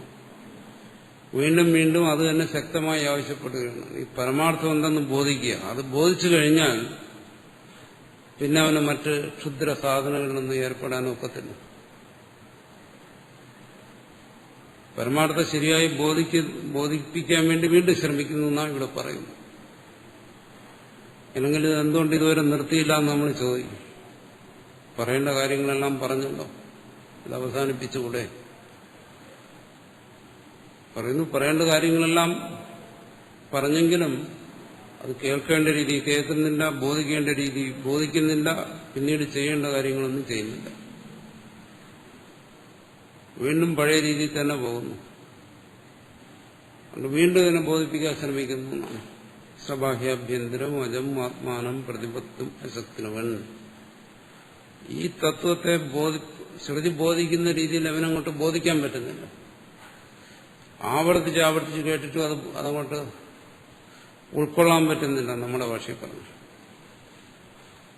പറയുന്നതൊക്കെ വലിയ തത്വമാണെന്ന് തോന്നുന്നുണ്ട്, പക്ഷെ എനിക്കത് ഉൾക്കൊള്ളാൻ പറ്റുന്നില്ല. പലരും പറയും. പ്രതിപത്തും അശക്തിനവൻ, അതിന് ശേഷി വരുന്നില്ല എന്നർത്ഥം. അവന്റെ ശേഷി കുറവ് തന്നെയാണ്. ശരിയായത് ബോധിക്കുന്നതിന് ശക്തി വരുന്നില്ല. പല കാരണങ്ങൾ കൊണ്ടും. അറിവ് കുറഞ്ഞതുകൊണ്ടാകാം, ചിലപ്പോൾ അറിവ് കൂടിയതുകൊണ്ടാകാം. ബുദ്ധി കുറഞ്ഞാലും ബോധിക്കത്തില്ല, ബുദ്ധി കൂടിയാലും ബോധിക്കത്തില്ല. കഴിവ് കുറഞ്ഞാലും ബോധിക്കത്തില്ല, കഴിവ് കൂടിയാലും ബോധിക്കത്തില്ല. എന്തുമാകാം ഇതിന് കാരണം. അവിദ്യയാ ദീനം. അതിനൊരു സമാധാനം എന്താണ്? അവിദ്യവനെ മോഹിപ്പിച്ചിരിക്കുന്നു. പരമാർത്ഥത്തെ ബോധിപ്പിച്ചിട്ടും അവിദ്യവനെ കൂടുതൽ മോഹിപ്പിച്ചിരിക്കുന്നു. ആ ബോധത്തെ കീഴ്പ്പെടുത്തുന്ന അവിവേകമാണ് അവനിരിക്കുന്നത്. അവിദ്യയാ ദീനം ആത്മാനം മന്യമാനഃ. അവൻ തന്നെ പരമാർത്ഥത്തെ തന്നെ അവൻ മനസ്സിലാക്കുന്നത് എങ്ങനെ? അവിദ്യക്ക് കീഴ്പ്പെട്ടതായി. പലരും സ്വയം പറയാറുണ്ടല്ലോ, എനിക്ക് കഴിവില്ല, എനിക്ക് ബോധിക്കുന്നില്ല, എനിക്ക് വിവേകമില്ല, ഞാൻ അറിവില്ലാത്തവനാണ് എന്നെല്ലാം പരമാത്മാവിനെയാണ്, പരമാത്മാവിന്റെ മേലിലാണ് ഈ ആരോപണങ്ങളെല്ലാം ചുമത്തുന്നത്. ഞാനിതിന് പ്രാപ്തനല്ല. ഞാനെന്ന് പറയുന്ന ആരെയാ? ആത്മാവിനെയാണ് പറയുന്നത്. ഇതിന് പ്രാപ്തനല്ല, എനിക്കിത് പറ്റിയതല്ല, എനിക്ക് മാർഗത്തിൽ സഞ്ചരിക്കാൻ കഴിയത്തില്ല എന്ന് പരമാത്മാവിനെ ധരിച്ചിരിക്കുന്നവൻ ദീനം ആത്മാനം എന്ന് പറയുന്നു. ദീനനായി സ്വസ്വരൂപത്തെ കാണുന്നു. ഇവിടെ എന്താണ്? തുര്യനെയാണ് ഇതെല്ലാം, ഈ ആരോപണങ്ങളെല്ലാം ചുമത്തുന്നത്. സ്വയം പ്രകാശിക്കുന്ന തുര്യനെ കുറിച്ച് അവൻ തന്നെ കൽപ്പിക്കുകയാണ്. എന്താണ്? ഞാൻ അല്പനാണ്, അവിവേകിയാണ്, അജ്ഞനാണ്, അശക്തനാണ് എന്ന് കരുതുന്നു. എന്ന് കരുതിയാൽ എന്ത് ചെയ്യും എന്നാണ് പറയും. അങ്ങനെയല്ല എന്നാണ് ബോധിപ്പിക്കുന്നത്. നീ സ്വയം പ്രകാശിക്കുന്ന ആത്മസ്വരൂപമാണെന്ന് ബോധിപ്പിച്ചാൽ ഒരാൾ പറയുന്നു ഞാൻ ദീനനാണ്, ഞാൻ ശേഷിയില്ലാത്തവനാണ്. എന്നൊന്നാം എന്ത് ചെയ്യും? മന്യമാനം ജാതോഹം ജാതേ ബ്രഹ്മണി വർത്തേ. ഞാൻ ജനിച്ചുപോയി, തന്റെ സങ്കല്പം കൊണ്ട് താൻ ജനിച്ചുപോയി. ജാതേ ബ്രഹ്മണി വർത്തേ, തന്റെ തന്നെ സങ്കല്പം കൊണ്ട് സൃഷ്ടിച്ച ആ ബ്രഹ്മത്തിൽ താൻ വർത്തിക്കുന്നു. ശ്രുതി ബോധിപ്പിച്ച പരമാർത്ഥത്തിലല്ല, തതുപാസനാശ്രിത. അതുകൊണ്ട് അതിനെയൊക്കെ ഉപാസിക്കുന്നു, കാര്യബ്രഹ്മത്തെ ഉപാസിക്കുന്നു എന്ന് പറയുമ്പോൾ തന്റെ മനസ്സുകൊണ്ട് സൃഷ്ടിച്ചതിനെ താൻ ഉപാസിക്കുന്നു, പരമാർത്ഥത്തെ അല്ല. അങ്ങനെ ഇതെല്ലാം വളരെ കാലം ഞാൻ അനുഷ്ഠിച്ച് ജന്മജന്മങ്ങൾ കൊണ്ട് സൻ ബ്രഹ്മ പ്രതിപത്സ്യേ, ഒടുവിൽ ആ സത്യത്തെ ഞാൻ പ്രാപിക്കും. തൽക്കാലം അതിന് ഞാൻ തയ്യാറല്ല. തൽക്കാലം ഞാൻ ഇതെല്ലാം ഈ രീതിയിൽ തന്നെ മുമ്പോട്ട് പോകാനേ കഴിയൂ എന്ന് എന്താണ് അജമായിരിക്കുന്ന ആത്മാവിനെ അങ്ങനെ ബോധിച്ചിരിക്കുന്നു.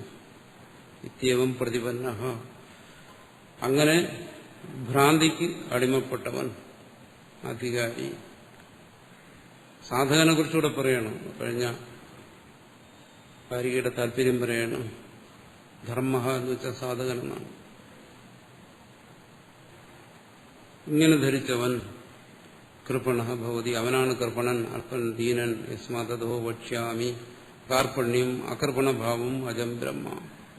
അതുകൊണ്ട് അവനെ തന്നെ ഇവിടെ ബോധിപ്പിക്കുന്നു എന്നാണ് പറയുന്നത്. ആരാണോ തന്നെ കുറിച്ച് ദുർബലനാണ്, പോരാത്തവനാണ്, എനിക്ക് ആത്മമനനം ചെയ്യാൻ കഴിയില്ല, എന്റെ ഭാവനയ്ക്കനുസരിച്ചുള്ള കാര്യങ്ങളെ ചെയ്യാൻ കഴിയൂ എന്നെല്ലാം ബോധിച്ചിരിക്കുന്ന അവനെ തന്നെ വീണ്ടും ബോധിപ്പിക്കുകയാണ്. എന്തായാലും അവന് ശ്രവണത്തിന് തയ്യാറായല്ലോ, തത്വത്തെ ശ്രവിക്കാൻ അവൻ തയ്യാറായതുകൊണ്ട് അവനെ തന്നെ ബോധിപ്പിക്കുന്നു. എന്താണ് അവനെ ബോധിപ്പിക്കുന്നത്? അകാർപ്പണ്യം അകർപ്പണഭാവം അജം ബ്രഹ്മ പറയുന്നു.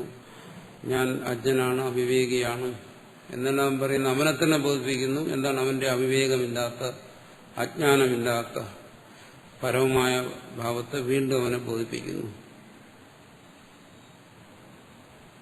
തദ്ധി കാർപ്പണ്യാസ്പദം പറയുന്നു. നിന്നിൽ തന്നെ ഇരിക്കുന്ന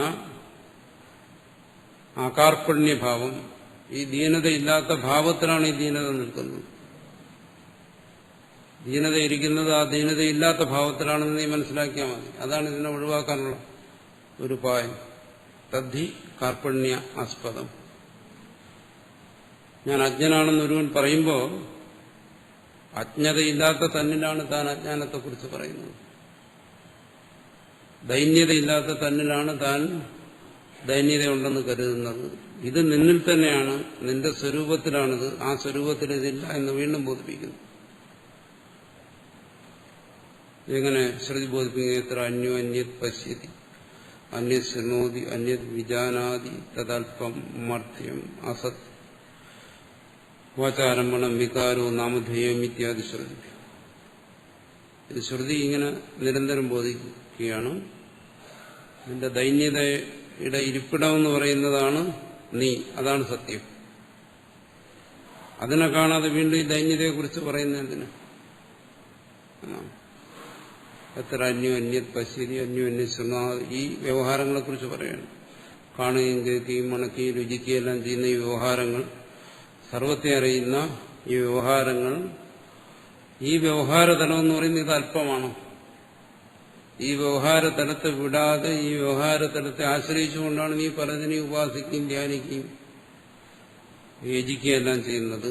മർത്യം ഇതെല്ലാം നശിച്ചു പോകുന്നതാണ്. അസത്ത് ഇതൊന്നും പരമാർത്ഥമല്ല. ഇതെല്ലാം ആശ്രയമായിരിക്കുന്നതാണ് പരമാർത്ഥം. ആ പരമാർത്ഥത്തെ ബോധിക്കുക, ആ പരമാർത്ഥത്തെക്കുറിച്ച് മനനം ചെയ്യുക. അല്ലാതെ നിന്റെ അല്പതയെക്കുറിച്ച്, നാശത്തെക്കുറിച്ച്, അസത്യത്തെക്കുറിച്ചൊക്കെ ചിന്തിച്ചിട്ടെന്താ കാര്യം? അതിനെ ആശ്രയിച്ചുള്ള ഉപാസനകളെല്ലാം ചെയ്തിട്ടെന്താ വിശേഷം? അതിന് കഴിയുന്നില്ല എന്നാണ് പറയുന്നത്. ആ കഴിയുന്നില്ല എന്ന് പറയുന്നതിനാണ് ഇവിടെ ദീനത എന്ന് പറയുന്നത്. നിന്റെ കഴിവില്ലായ്മ എവിടെയായിരിക്കുന്നത്? അതാണ് പരമാർത്ഥം. അത് ബോധിക്കാനാണ് പറയുന്നത്. നിന്റെ കഴിവില്ലായ്മ ഇരിക്കുന്ന, ദൈന്യത ഇരിക്കുന്ന ആ പരമാർത്ഥം, അതിനെ മനനം ചെയ്യുക എന്നാണ്. അല്ല കഴിവില്ലായ്മയെക്കുറിച്ച് മനനം ചെയ്തിട്ട് എന്താ കാര്യം? എന്നും അങ്ങനെ ഇരിക്കാനേ പറ്റും. തന്റെ ദൈന്യതയെക്കുറിച്ചാണ് താൻ ചിന്തിക്കുന്നതെങ്കിൽ എന്ത് ചെയ്യും? തന്റെ ദൈന്യതയ്ക്കനുസരിച്ചുള്ള സാധനാമാർഗങ്ങൾ മുഴുവൻ. അതുകൊണ്ടെന്താ പ്രയോജനം? അപ്പൊ തന്റെ ദൈന്യതയെ ദൂരീകരിക്കുന്ന പരമാർത്ഥത്തെ ബോധിപ്പിച്ചാൽ, ശ്രുതി ബോധിപ്പിക്കുന്നതനുസരിച്ച് ഒരുവൻ ബോധിച്ചാൽ പിന്നെ അതിനനുസരിച്ചുള്ള മനനം ചെയ്യണം. അതെന്താണ്? താൻ ആ സത്യമാണ്, താൻ പരമാർത്ഥമാണ്, താൻ അമർത്യമാണ് എന്ന തരത്തിൽ തന്നെക്കുറിച്ച് മനനം ചെയ്യണമെന്നാണ്. അപ്പോൾ ഈ തന്റെ ഇന്നുള്ള ഈ ചിന്തകൾക്കൊക്കെ വിപരീതമാണത്. അതാണ് തദ്വിപരീതം. സബാഹ്യാഭ്യന്തരാചം അകാർപ്പണ്യം ഭൂമാക്യം ബ്രഹ്മ എന്ന് ചിന്തിക്കണം. എന്താണോ ഇന്നുള്ള നിന്റെ ചിന്തകൾ, താൻ ദുർബലനാണ്, അജ്ഞനാണ്, ഇങ്ങനെയൊക്കെയുള്ള ചിന്തകൾക്ക് വിപരീതമായിരിക്കുന്ന, സബാഹ്യാഭ്യന്തരം ആയിരിക്കുന്ന, അജമായിരിക്കുന്ന, അകാർപ്പണ്യമായിരിക്കുന്നു, യാതൊരു ദൈന്യതയില്ലാത്തതായ ഭൂമാഖ്യം സർവവ്യാപിയായിരിക്കുന്ന പരബ്രഹ്മസ്വരൂപമാണ് നീ എന്ന് മനനം ചെയ്യുക. ആ മനനമാണ് സാധന എന്ന് പറയുന്നത്. അതാണ് ഇവിടുത്തെ ധ്യാനം, ഉപാസനയല്ല.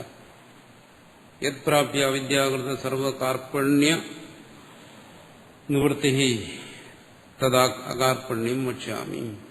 യത് പ്രാപ്യ, ആ പരമാർത്ഥബോധത്തിൽ നീ ഉറച്ചാൽ, ആ പരമാർത്ഥബോധം സ്വാനുഭവമായി വന്നു കഴിഞ്ഞാൽ ഈ പറയുന്ന എന്നാലേ ഇതൊക്കെ നശിക്കത്തുള്ളൂ.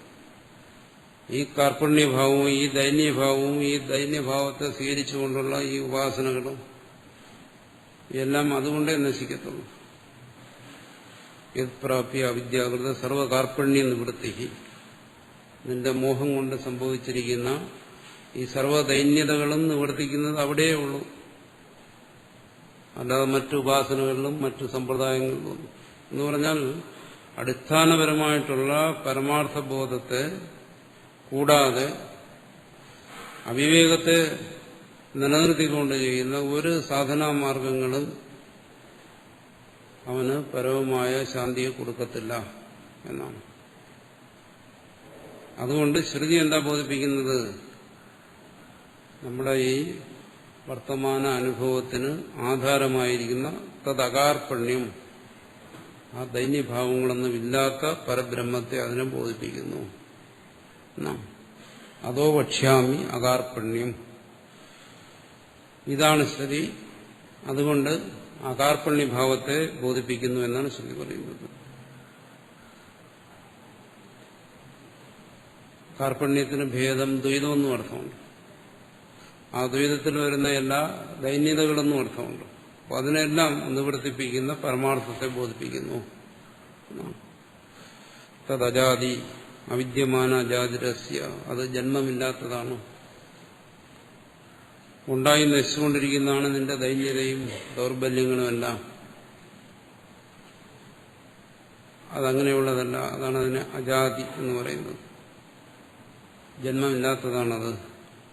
സമതാംഗതം സർവസാമ്യംഗതം, അത് സർവസാമ്യമാണ്, സർവത്തിന് ഏകരൂപത്തിലിരിക്കുന്നതാണ്.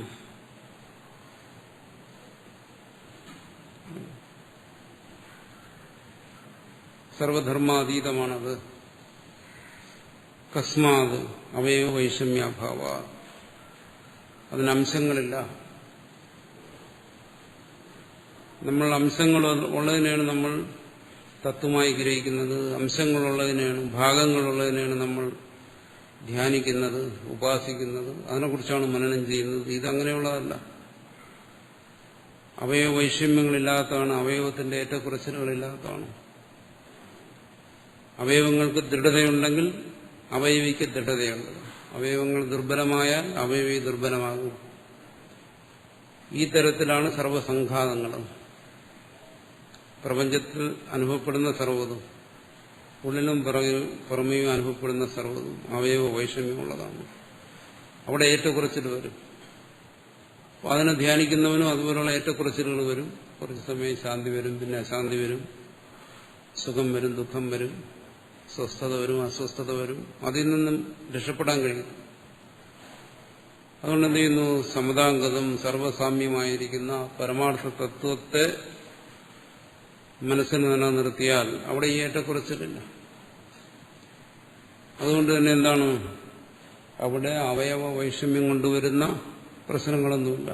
യദ്ധി സാവയവം വസ്തു തദവയവേഹി വൈഷമ്യം ജായതയിപ്പിച്ചതേ, ജനിക്കുകയും നിലനിൽക്കുകയും നശിക്കുകയും ചെയ്യുന്നു എന്ന് പറയുമ്പോൾ നമ്മുടെ മുമ്പിൽ കാണുന്നതെന്ന് വിചാരിക്കുന്നു. നമ്മുടെ പുറമേ കാണുന്നു, നമ്മുടെ ഉള്ളിൽ കാണുന്നതും മനസ്സും നമ്മുടെ വികാര വിചാരങ്ങളും നമ്മുടെ ധ്യേയമായിരിക്കുന്നു, നമ്മുടെ സാധനകളും സർവ്വതും എന്താണ്? സാവയവമാണ്, അംശങ്ങളോട് കൂടിയതാണ്, പൂർണ്ണമല്ല. അവയവേഹി വൈഷമ്യം ഗച്ഛത്, അത് അവയവങ്ങളെ കൊണ്ടത് ശിഥിലമാകുന്നു എന്ന് പറയുമ്പം ഭൗതികമായ വസ്തുക്കളുടെ ശിഥിലതയോ അതിന്റെ ദാർഢ്യത്തെക്കുറിച്ച് പറയുന്നതല്ല. നമ്മുടെ തന്നെ ആന്തരികമായ ഭാവങ്ങൾ, അതിന്റെ ശിഥിലതയെക്കുറിച്ച് പറയുകയാണ്. നമ്മുടെ തന്നെ ആന്തരികമായ ഭാവങ്ങൾ ഈ അവയവികളിൽ ഉറപ്പിച്ചു കഴിഞ്ഞാൽ, അംശങ്ങളോടുകൂടിയിരിക്കുന്നവയിൽ ഉറപ്പിച്ചു കഴിഞ്ഞാൽ അതിനനുസരിച്ച് തന്നെ നമ്മുടെ മനസ്സും ശിഥിലമാകും. അവിടെ ആത്യന്തികമായ നിരോധമൊന്നും സംഭവിക്കത്തില്ല. വൈഷമ്യം ഗച്ഛ, അവയവങ്ങളെ കൊണ്ട് വിരുദ്ധ ഭാവങ്ങളെ പ്രാപിക്കുന്നതെല്ലാം നശിക്കുന്നു. ഇതം തു നിരവയത്വാ സമതാംഗതം. ഇവിടെ ബോധിപ്പിക്കുന്ന എന്താണ്? നിരവയമായിരിക്കുന്ന ഏകസ്വഭാവത്തിലുള്ള പരമാർത്ഥമാണ്. ഏകസ്വഭാവത്തിലുള്ള പരമാർത്ഥത്തെ അത് ഏകസ്വഭാവത്തിലുള്ളതാണെന്ന് ബോധിച്ച് അതിനെ മനനം ചെയ്യുന്നവനും ഏകസ്വഭാവത്തിൽ തന്നെ ഇരിക്കും. അവന് മാത്രമേ ഏകസ്വഭാവത്തിൽ ഇരിക്കാൻ പറ്റൂ. അതൊഴികെ ബാക്കി സർവ്വതും ഇവിടെ എന്താണ്? വൈഷമ്യം ഉള്ളതാണ്. ആ വൈഷമ്യമുള്ള വസ്തുക്കളെ ധ്യാനിക്കുന്നവന് അവനും വൈഷമ്യത്തിലേ തുടരാൻ പറ്റും.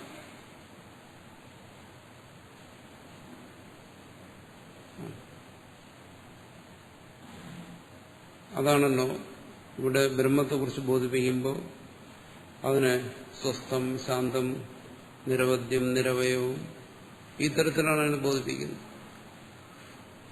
ഒരുവന്റെ മനസ്സിൽ അത്തരത്തിലുള്ള ഭാവനകളാണ് നിൽക്കുന്നതെങ്കിൽ അവന്റെ മനസ്സും അതുപോലെ തന്നെയായിരിക്കും. മറിച്ചാണെങ്കിൽ ആ മനസ്സ് ശിഥിലമായി പോകും. മറ്റൊന്നിനും മനസ്സിനെ അങ്ങനെ ശാന്തിയിൽ നിലനിർത്താൻ ശേഷിയില്ല.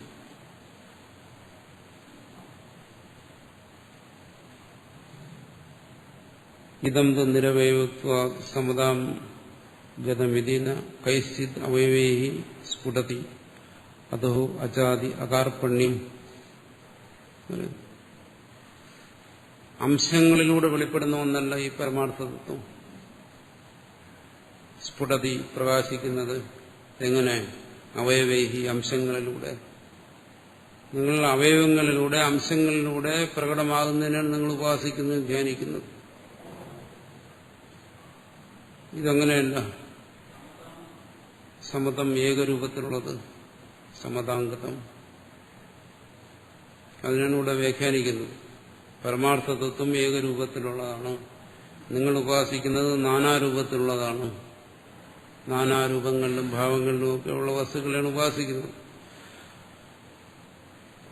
അതുകൊണ്ട് പറയുന്നു എന്താണിത്? കൈശ്ചിതവയവൈഹി സ്ഫുടതി. നിങ്ങളുടെ മനസ്സിൽ സ്ഫുടിക്കുക എന്ന് വെച്ചാൽ പ്രകടമാകുക, അഭിവ്യഞ്ജിക്കുക. നിങ്ങൾ ഏതെങ്കിലും രൂപങ്ങളെ, ഭാവങ്ങളെ, വസ്തുക്കളെയൊക്കെ ധ്യാനിച്ചു കഴിഞ്ഞാൽ അത് ഏതെങ്കിലും രൂപഭാവങ്ങളോടുകൂടി നിങ്ങളുടെ മനസ്സിൽ പ്രകാശിക്കുന്നതാണ്. പരമാർത്ഥ തത്വം അങ്ങനെയല്ല. അത് അജാതിയാണ്, അകാർപ്പണ്യമാണ്. മറിച്ചാണെങ്കിലോ അവയവഭാവങ്ങളോടുകൂടി, രൂപഭാവങ്ങളോടുകൂടി നിങ്ങളുടെ മനസ്സിൽ എന്തെങ്കിലും പ്രകടമായാൽ നിങ്ങളുടെ മനസ്സും അതുപോലെ തന്നെയാവും. അതിനനുസരിച്ച് തന്നെ അത് ദൈന്യതയെ പ്രാപിക്കും, ചിലപ്പോൾ സന്തോഷത്തെ പ്രാപിക്കും. ഇതൊന്നും മനസ്സിന് സ്ഥൈര്യത്തെ കൊടുക്കത്തില്ല. അതുകൊണ്ട് പറയുന്നു സമന്തത സമന്താതി യഥാ ന ജായതേ കിഞ്ചിത് അല്പമപി ന സ്ഫുടതി സമതാംഗതം യഥാ ന ജായതേ കിഞ്ചിത് ജായമാനം സമന്തതഃ. ഈ പരമാർത്ഥ തത്വം നിങ്ങൾ ധ്യാനിക്കുന്ന വസ്തുക്കളെ പോലെ അവയവരൂപത്തിൽ പ്രകടമാകുന്നതല്ല. ഏതെങ്കിലും ഒരു രൂപഭാവങ്ങളിലൂടെ അത് പ്രകടമാകുന്നതല്ല. എന്നാ കിഞ്ചിത് അല്പമപി ന സ്ഫുടതി. പരമാർത്ഥം നമ്മളെന്ത് ചെയ്യുന്നു? നമ്മുടെ സങ്കല്പങ്ങൾ കൊണ്ട് രൂപഭാവങ്ങളെ സൃഷ്ടിച്ച് അതിനെ ധ്യാനിക്കുന്നു. ആ രൂപഭാവങ്ങൾ ശിഥിലമാണ്, നമ്മുടെ സങ്കല്പങ്ങൾ ശിഥിലമാണ്. പക്ഷെ ശ്രുതി പരമാർത്ഥത്തെ അങ്ങനെയല്ല ബോധിപ്പിക്കുന്നത്.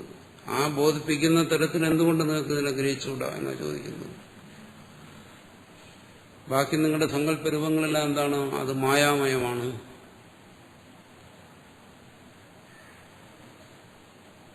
രജ്ജുസർപ്പവത് അവിദ്യാകൃത ദൃഷ്ട്യാ ജായമാനം. അവിദ്യാകൃത ദൃഷ്ടി കൊണ്ടാണ് നിങ്ങൾ ഉപാസിക്കുന്നത്.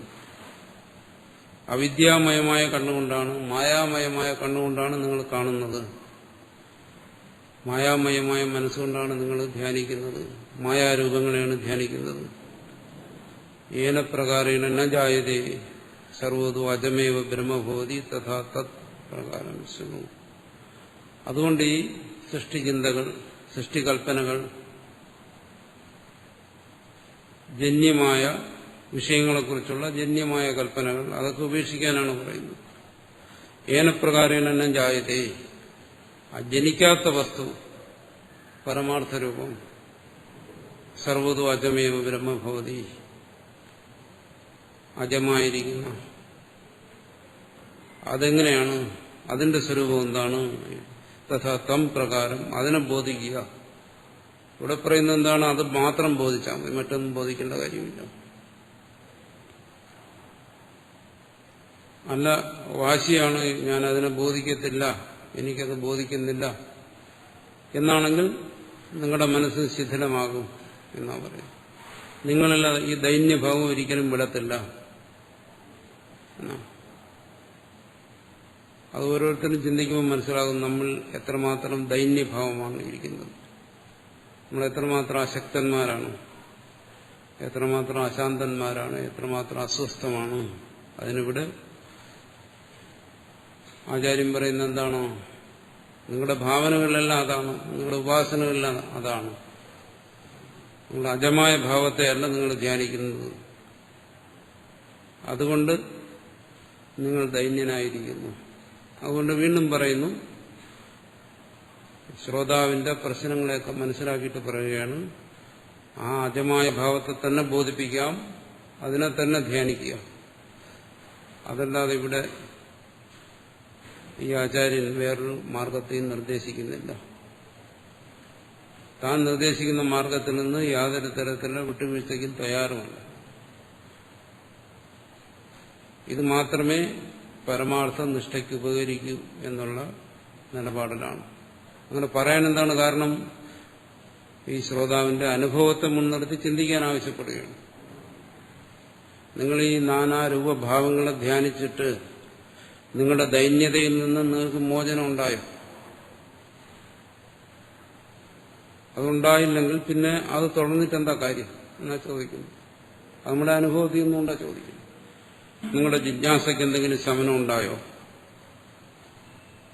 ഉണ്ടാകുന്നില്ലല്ലോ. നിങ്ങളുടെ ദൈന്യതയ്ക്ക് എന്തെങ്കിലും മാറ്റം സംഭവിച്ചോ? അത് സംഭവിച്ചിട്ടില്ലല്ലോ. തുടങ്ങിയത് അടുത്ത് തന്നെയാണ് വീണ്ടും നിൽക്കുന്നത്. അതുകൊണ്ട് പറയുന്നു, പരമാർത്ഥത്തെ വീണ്ടും ബോധിപ്പിക്കുന്നു. ഈ പരമാർത്ഥത്തെ ബോധിച്ചിട്ട് ഈ പരമാർത്ഥത്തെ ധ്യാനിക്കുക, ബാക്കിയെല്ലാം വിടുക എന്നാണ് ഇവിടെ ആവശ്യപ്പെടുന്നത്. അതുകൊണ്ടാണ് ഞാൻ ആദ്യം പറഞ്ഞത് മാണ്ഡ്യൂക്യ ഉപനിഷത്ത് നമുക്കിപ്പോൾ വേണ്ട എന്ന് പറഞ്ഞതുകൊണ്ടാണ്. ഇവിടെ പറയുന്നത് പലപ്പോഴും നമുക്ക് ദഹിക്കുന്ന കാര്യമുണ്ട്.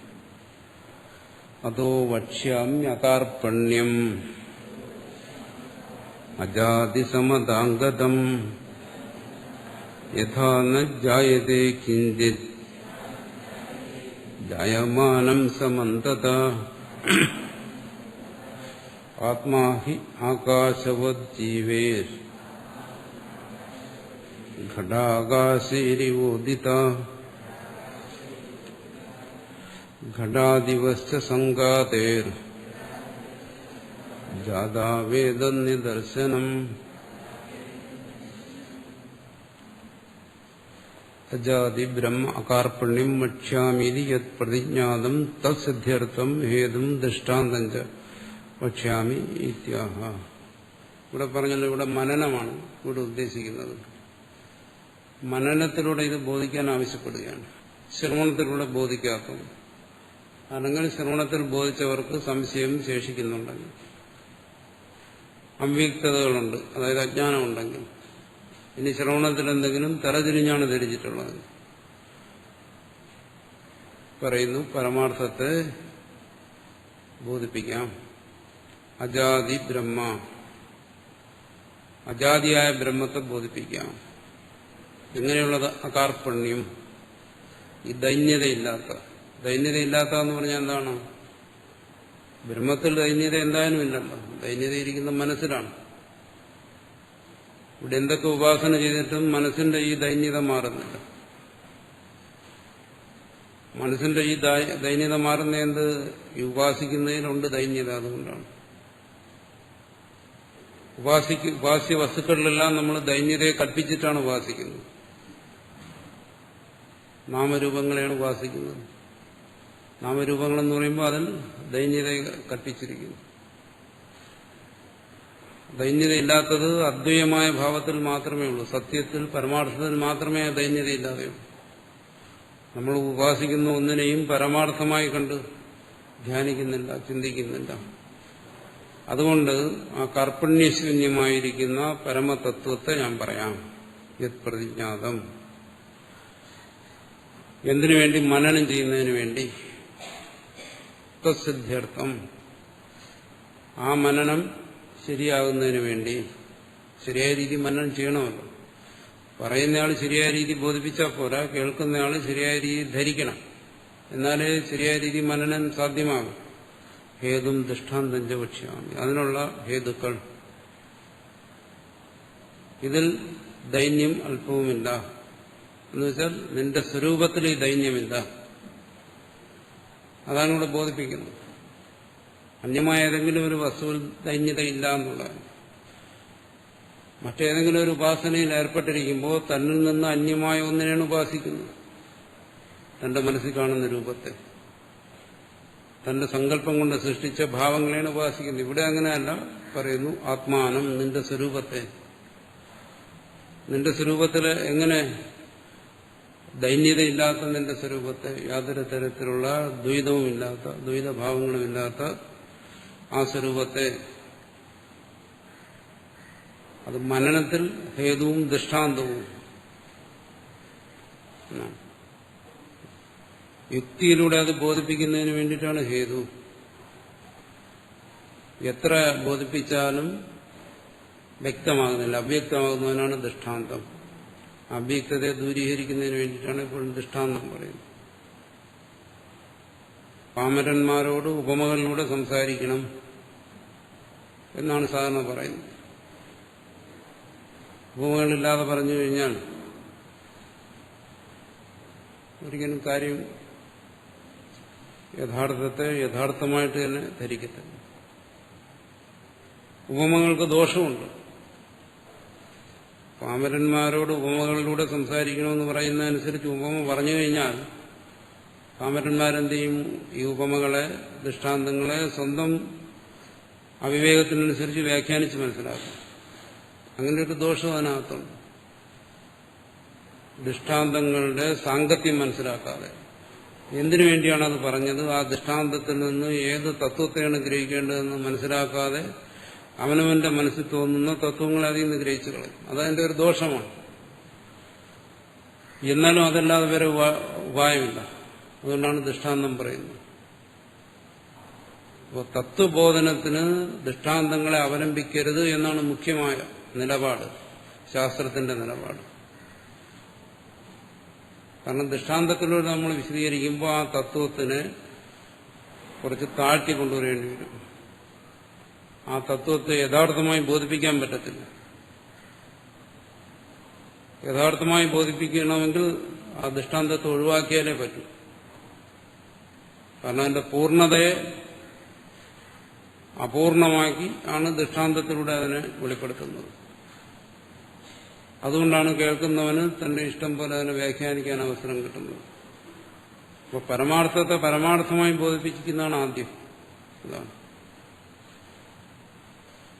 അവിടെ ദൃഷ്ടാന്തങ്ങളൊന്നുമില്ല. പക്ഷെ പാമരനത് ബോധിക്കുന്നില്ലെങ്കിൽ എന്ത് ചെയ്യണം? ദൃഷ്ടാന്തം വേണം, ഉദാഹരണം വേണം, ഇതുപോലെ എന്ന് പറഞ്ഞു കൊടുക്കണം. അതിനുവേണ്ടി അതും പറയുന്നു എന്നാണ്.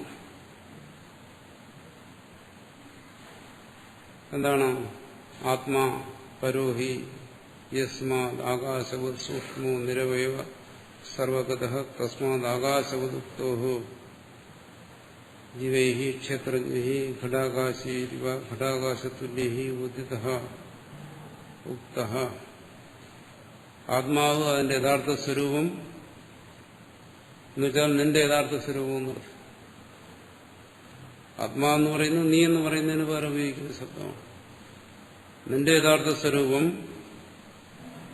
ആകാശവത് സൂക്ഷ്മ, അത് ആകാശത്തെ പോലെ സൂക്ഷ്മമാണ്. എന്നുവെച്ചാൽ നിന്റെ കൽപ്പനകളിലൂടെ നീ ധ്യാനിക്കുന്ന ദൈന്യമായ ഭാവങ്ങളൊന്നുമല്ല. നിരവയവമാണ്. നിന്റെ സ്വരൂപത്തിൽ അവയവങ്ങളില്ല. നീ ധ്യാനിക്കുന്ന വസ്തുക്കളിലെല്ലാം അവയവങ്ങളുണ്ട്, അംശങ്ങളുണ്ട്. അതാണല്ലോ നീ ധ്യാനിക്കുന്നത്. ഒരു ദേവതയെ തന്നെ ധ്യാനിക്കുന്നെങ്കിൽ എന്ത് ചെയ്യുന്നു? അതിന് കണ്ണും മൂക്കും കൈയും കാലും എല്ലാം കൽപ്പിക്കുന്നു. കൽപ്പിച്ചിട്ടല്ല അതിനെ ധ്യാനിക്കുന്നത്. നിന്റെ സ്വരൂപമാണ് നീ ധ്യാനിക്കേണ്ടത്. ആ സ്വരൂപം എന്താണ്? നിരവയവമാണ്. അവിടെ അംശങ്ങളില്ല, സർവഗതമാണ്, സർവവ്യാപിയാണെന്ന് എന്തുകൊണ്ട് പറയുന്നു? നീ ധ്യാനിക്കുന്ന വസ്തുവിന് നീ ഒരു പീഠത്തിൽ പ്രതിഷ്ഠിച്ചിട്ടാണ് ധ്യാനിക്കുന്നത്. അതിനൊരു സ്ഥാനം കൽപ്പിക്കുന്നു. ഒരു സ്ഥാനമില്ലാത്തതിന് സ്ഥാനം കൽപ്പിക്കുന്നു, സർവവ്യാപിയായിരിക്കുന്നതിന് സ്ഥാനം കൽപ്പിക്കുന്നു. അതാണ് ദൈന്യം എന്ന് പറയുന്നത്. ഇവിടെ പറയുന്നത് സർവഗതനാണ്, സർവവ്യാപിയാണ്. തസ്മാത് ആകാശവത്. അതുകൊണ്ടാണ് ദൃഷ്ടാന്തം പറയുന്നത് ആകാശത്തെ പോലെ ആണ് ദൃഷ്ടാന്തം. ജീവൈഹി ക്ഷേത്രജ്ഞൈഹി ഘടാകാശൈരിവ ഘടാകാശ തുല്യൈഹി ഉദിതഃ ഉക്തഃ. പക്ഷെ ജീവൻ എന്താണ്? ഘടാകാശം പോലെയാണ്, പാത്രത്തിന്റെ ഉള്ളിലെ ആകാശം പോലെയാണ്. ആ ജീവന്റെ സ്ഥിതി ഇപ്പോൾ വന്നിരിക്കുന്നത്. ആ ജീവന്റെ തന്നെ പരമാർത്ഥം മഹാകാശം പോലെയാണെങ്കിലും ആ ജീവൻ തന്റെ ഭാവത്തെ ഇപ്പോൾ ധരിക്കുന്ന എങ്ങനെ? പാത്രത്തിനുള്ളിലെ ആകാശം പോലെ. വാസ്തവത്തിൽ രണ്ടും ഒന്ന് തന്നെ, ഒരു വ്യത്യാസമില്ല. എന്നാലും ആ പാത്രം എന്നുള്ള ഒരു ഉപാധിയെ കൊണ്ട് തന്നെ സ്വയം അവൻ പരിച്ഛിന്നനാക്കിയിരിക്കുകയാണ്. ആ പരിച്ഛിന്ന ഭാവത്തിൽ നിന്നുകൊണ്ടാണ് അവൻ ധ്യാനിക്കുന്നത്, ഉപാസിക്കുന്നത്. സൈവ ആകാശസമ പരാത്മാ. ആരാണോ തന്നെ സ്വയം പരിച്ഛിന്നനായി ദൈന്യനായി കരുതുന്നത് അവൻ തന്നെയാണ് ആകാശസമനായിരിക്കുന്ന പരമമായ തത്വം. അല്ലെങ്കിൽ ആ പരമമായ തത്വം തന്നെയാണ് അവന്റെ സ്വരൂപം. ഇതിനെ വിസ്മരിച്ചിട്ട് മറ്റുപാസനകളിൽ മുഴുകുന്നത് അവന്റെ ദൈന്യതയെ കളയത്തില്ല എന്നാണ് ഇവിടെ പറയുന്നത്. സൈവ ആകാശസമ പരാത്മ. ഈ തത്വം തന്നെയാണ് നേരത്തെയും ബോധിപ്പിച്ചത്. ഇവിടെ ഒരു വ്യത്യാസമേ ഉള്ളൂ. ഘടാകാശം മഹാകാശം എന്ന് പറയുന്ന രണ്ട് ഉപമകളിലൂടെ, ദൃഷ്ടാന്തങ്ങളിലൂടെ ഒന്നുകൂടെ അതിനെ വിശദമാക്കുന്നു. നിന്റെ ആ പരിച്ഛിന്നമായ ഭാവത്തെ, നിന്റെ സങ്കല്പങ്ങൾ കൊണ്ടുവന്ന ഭാവത്തെ ഉപേക്ഷിക്കുക, പരമാത്മഭാവത്തെ ധ്യാനിക്കുക. അതാണ് ഇവിടെ ആവശ്യപ്പെടുന്നത്. അതാണ് ഉപമയിലൂടെ വെളിപ്പെടുത്താമെന്ന് ഇവിടെ പറഞ്ഞത്.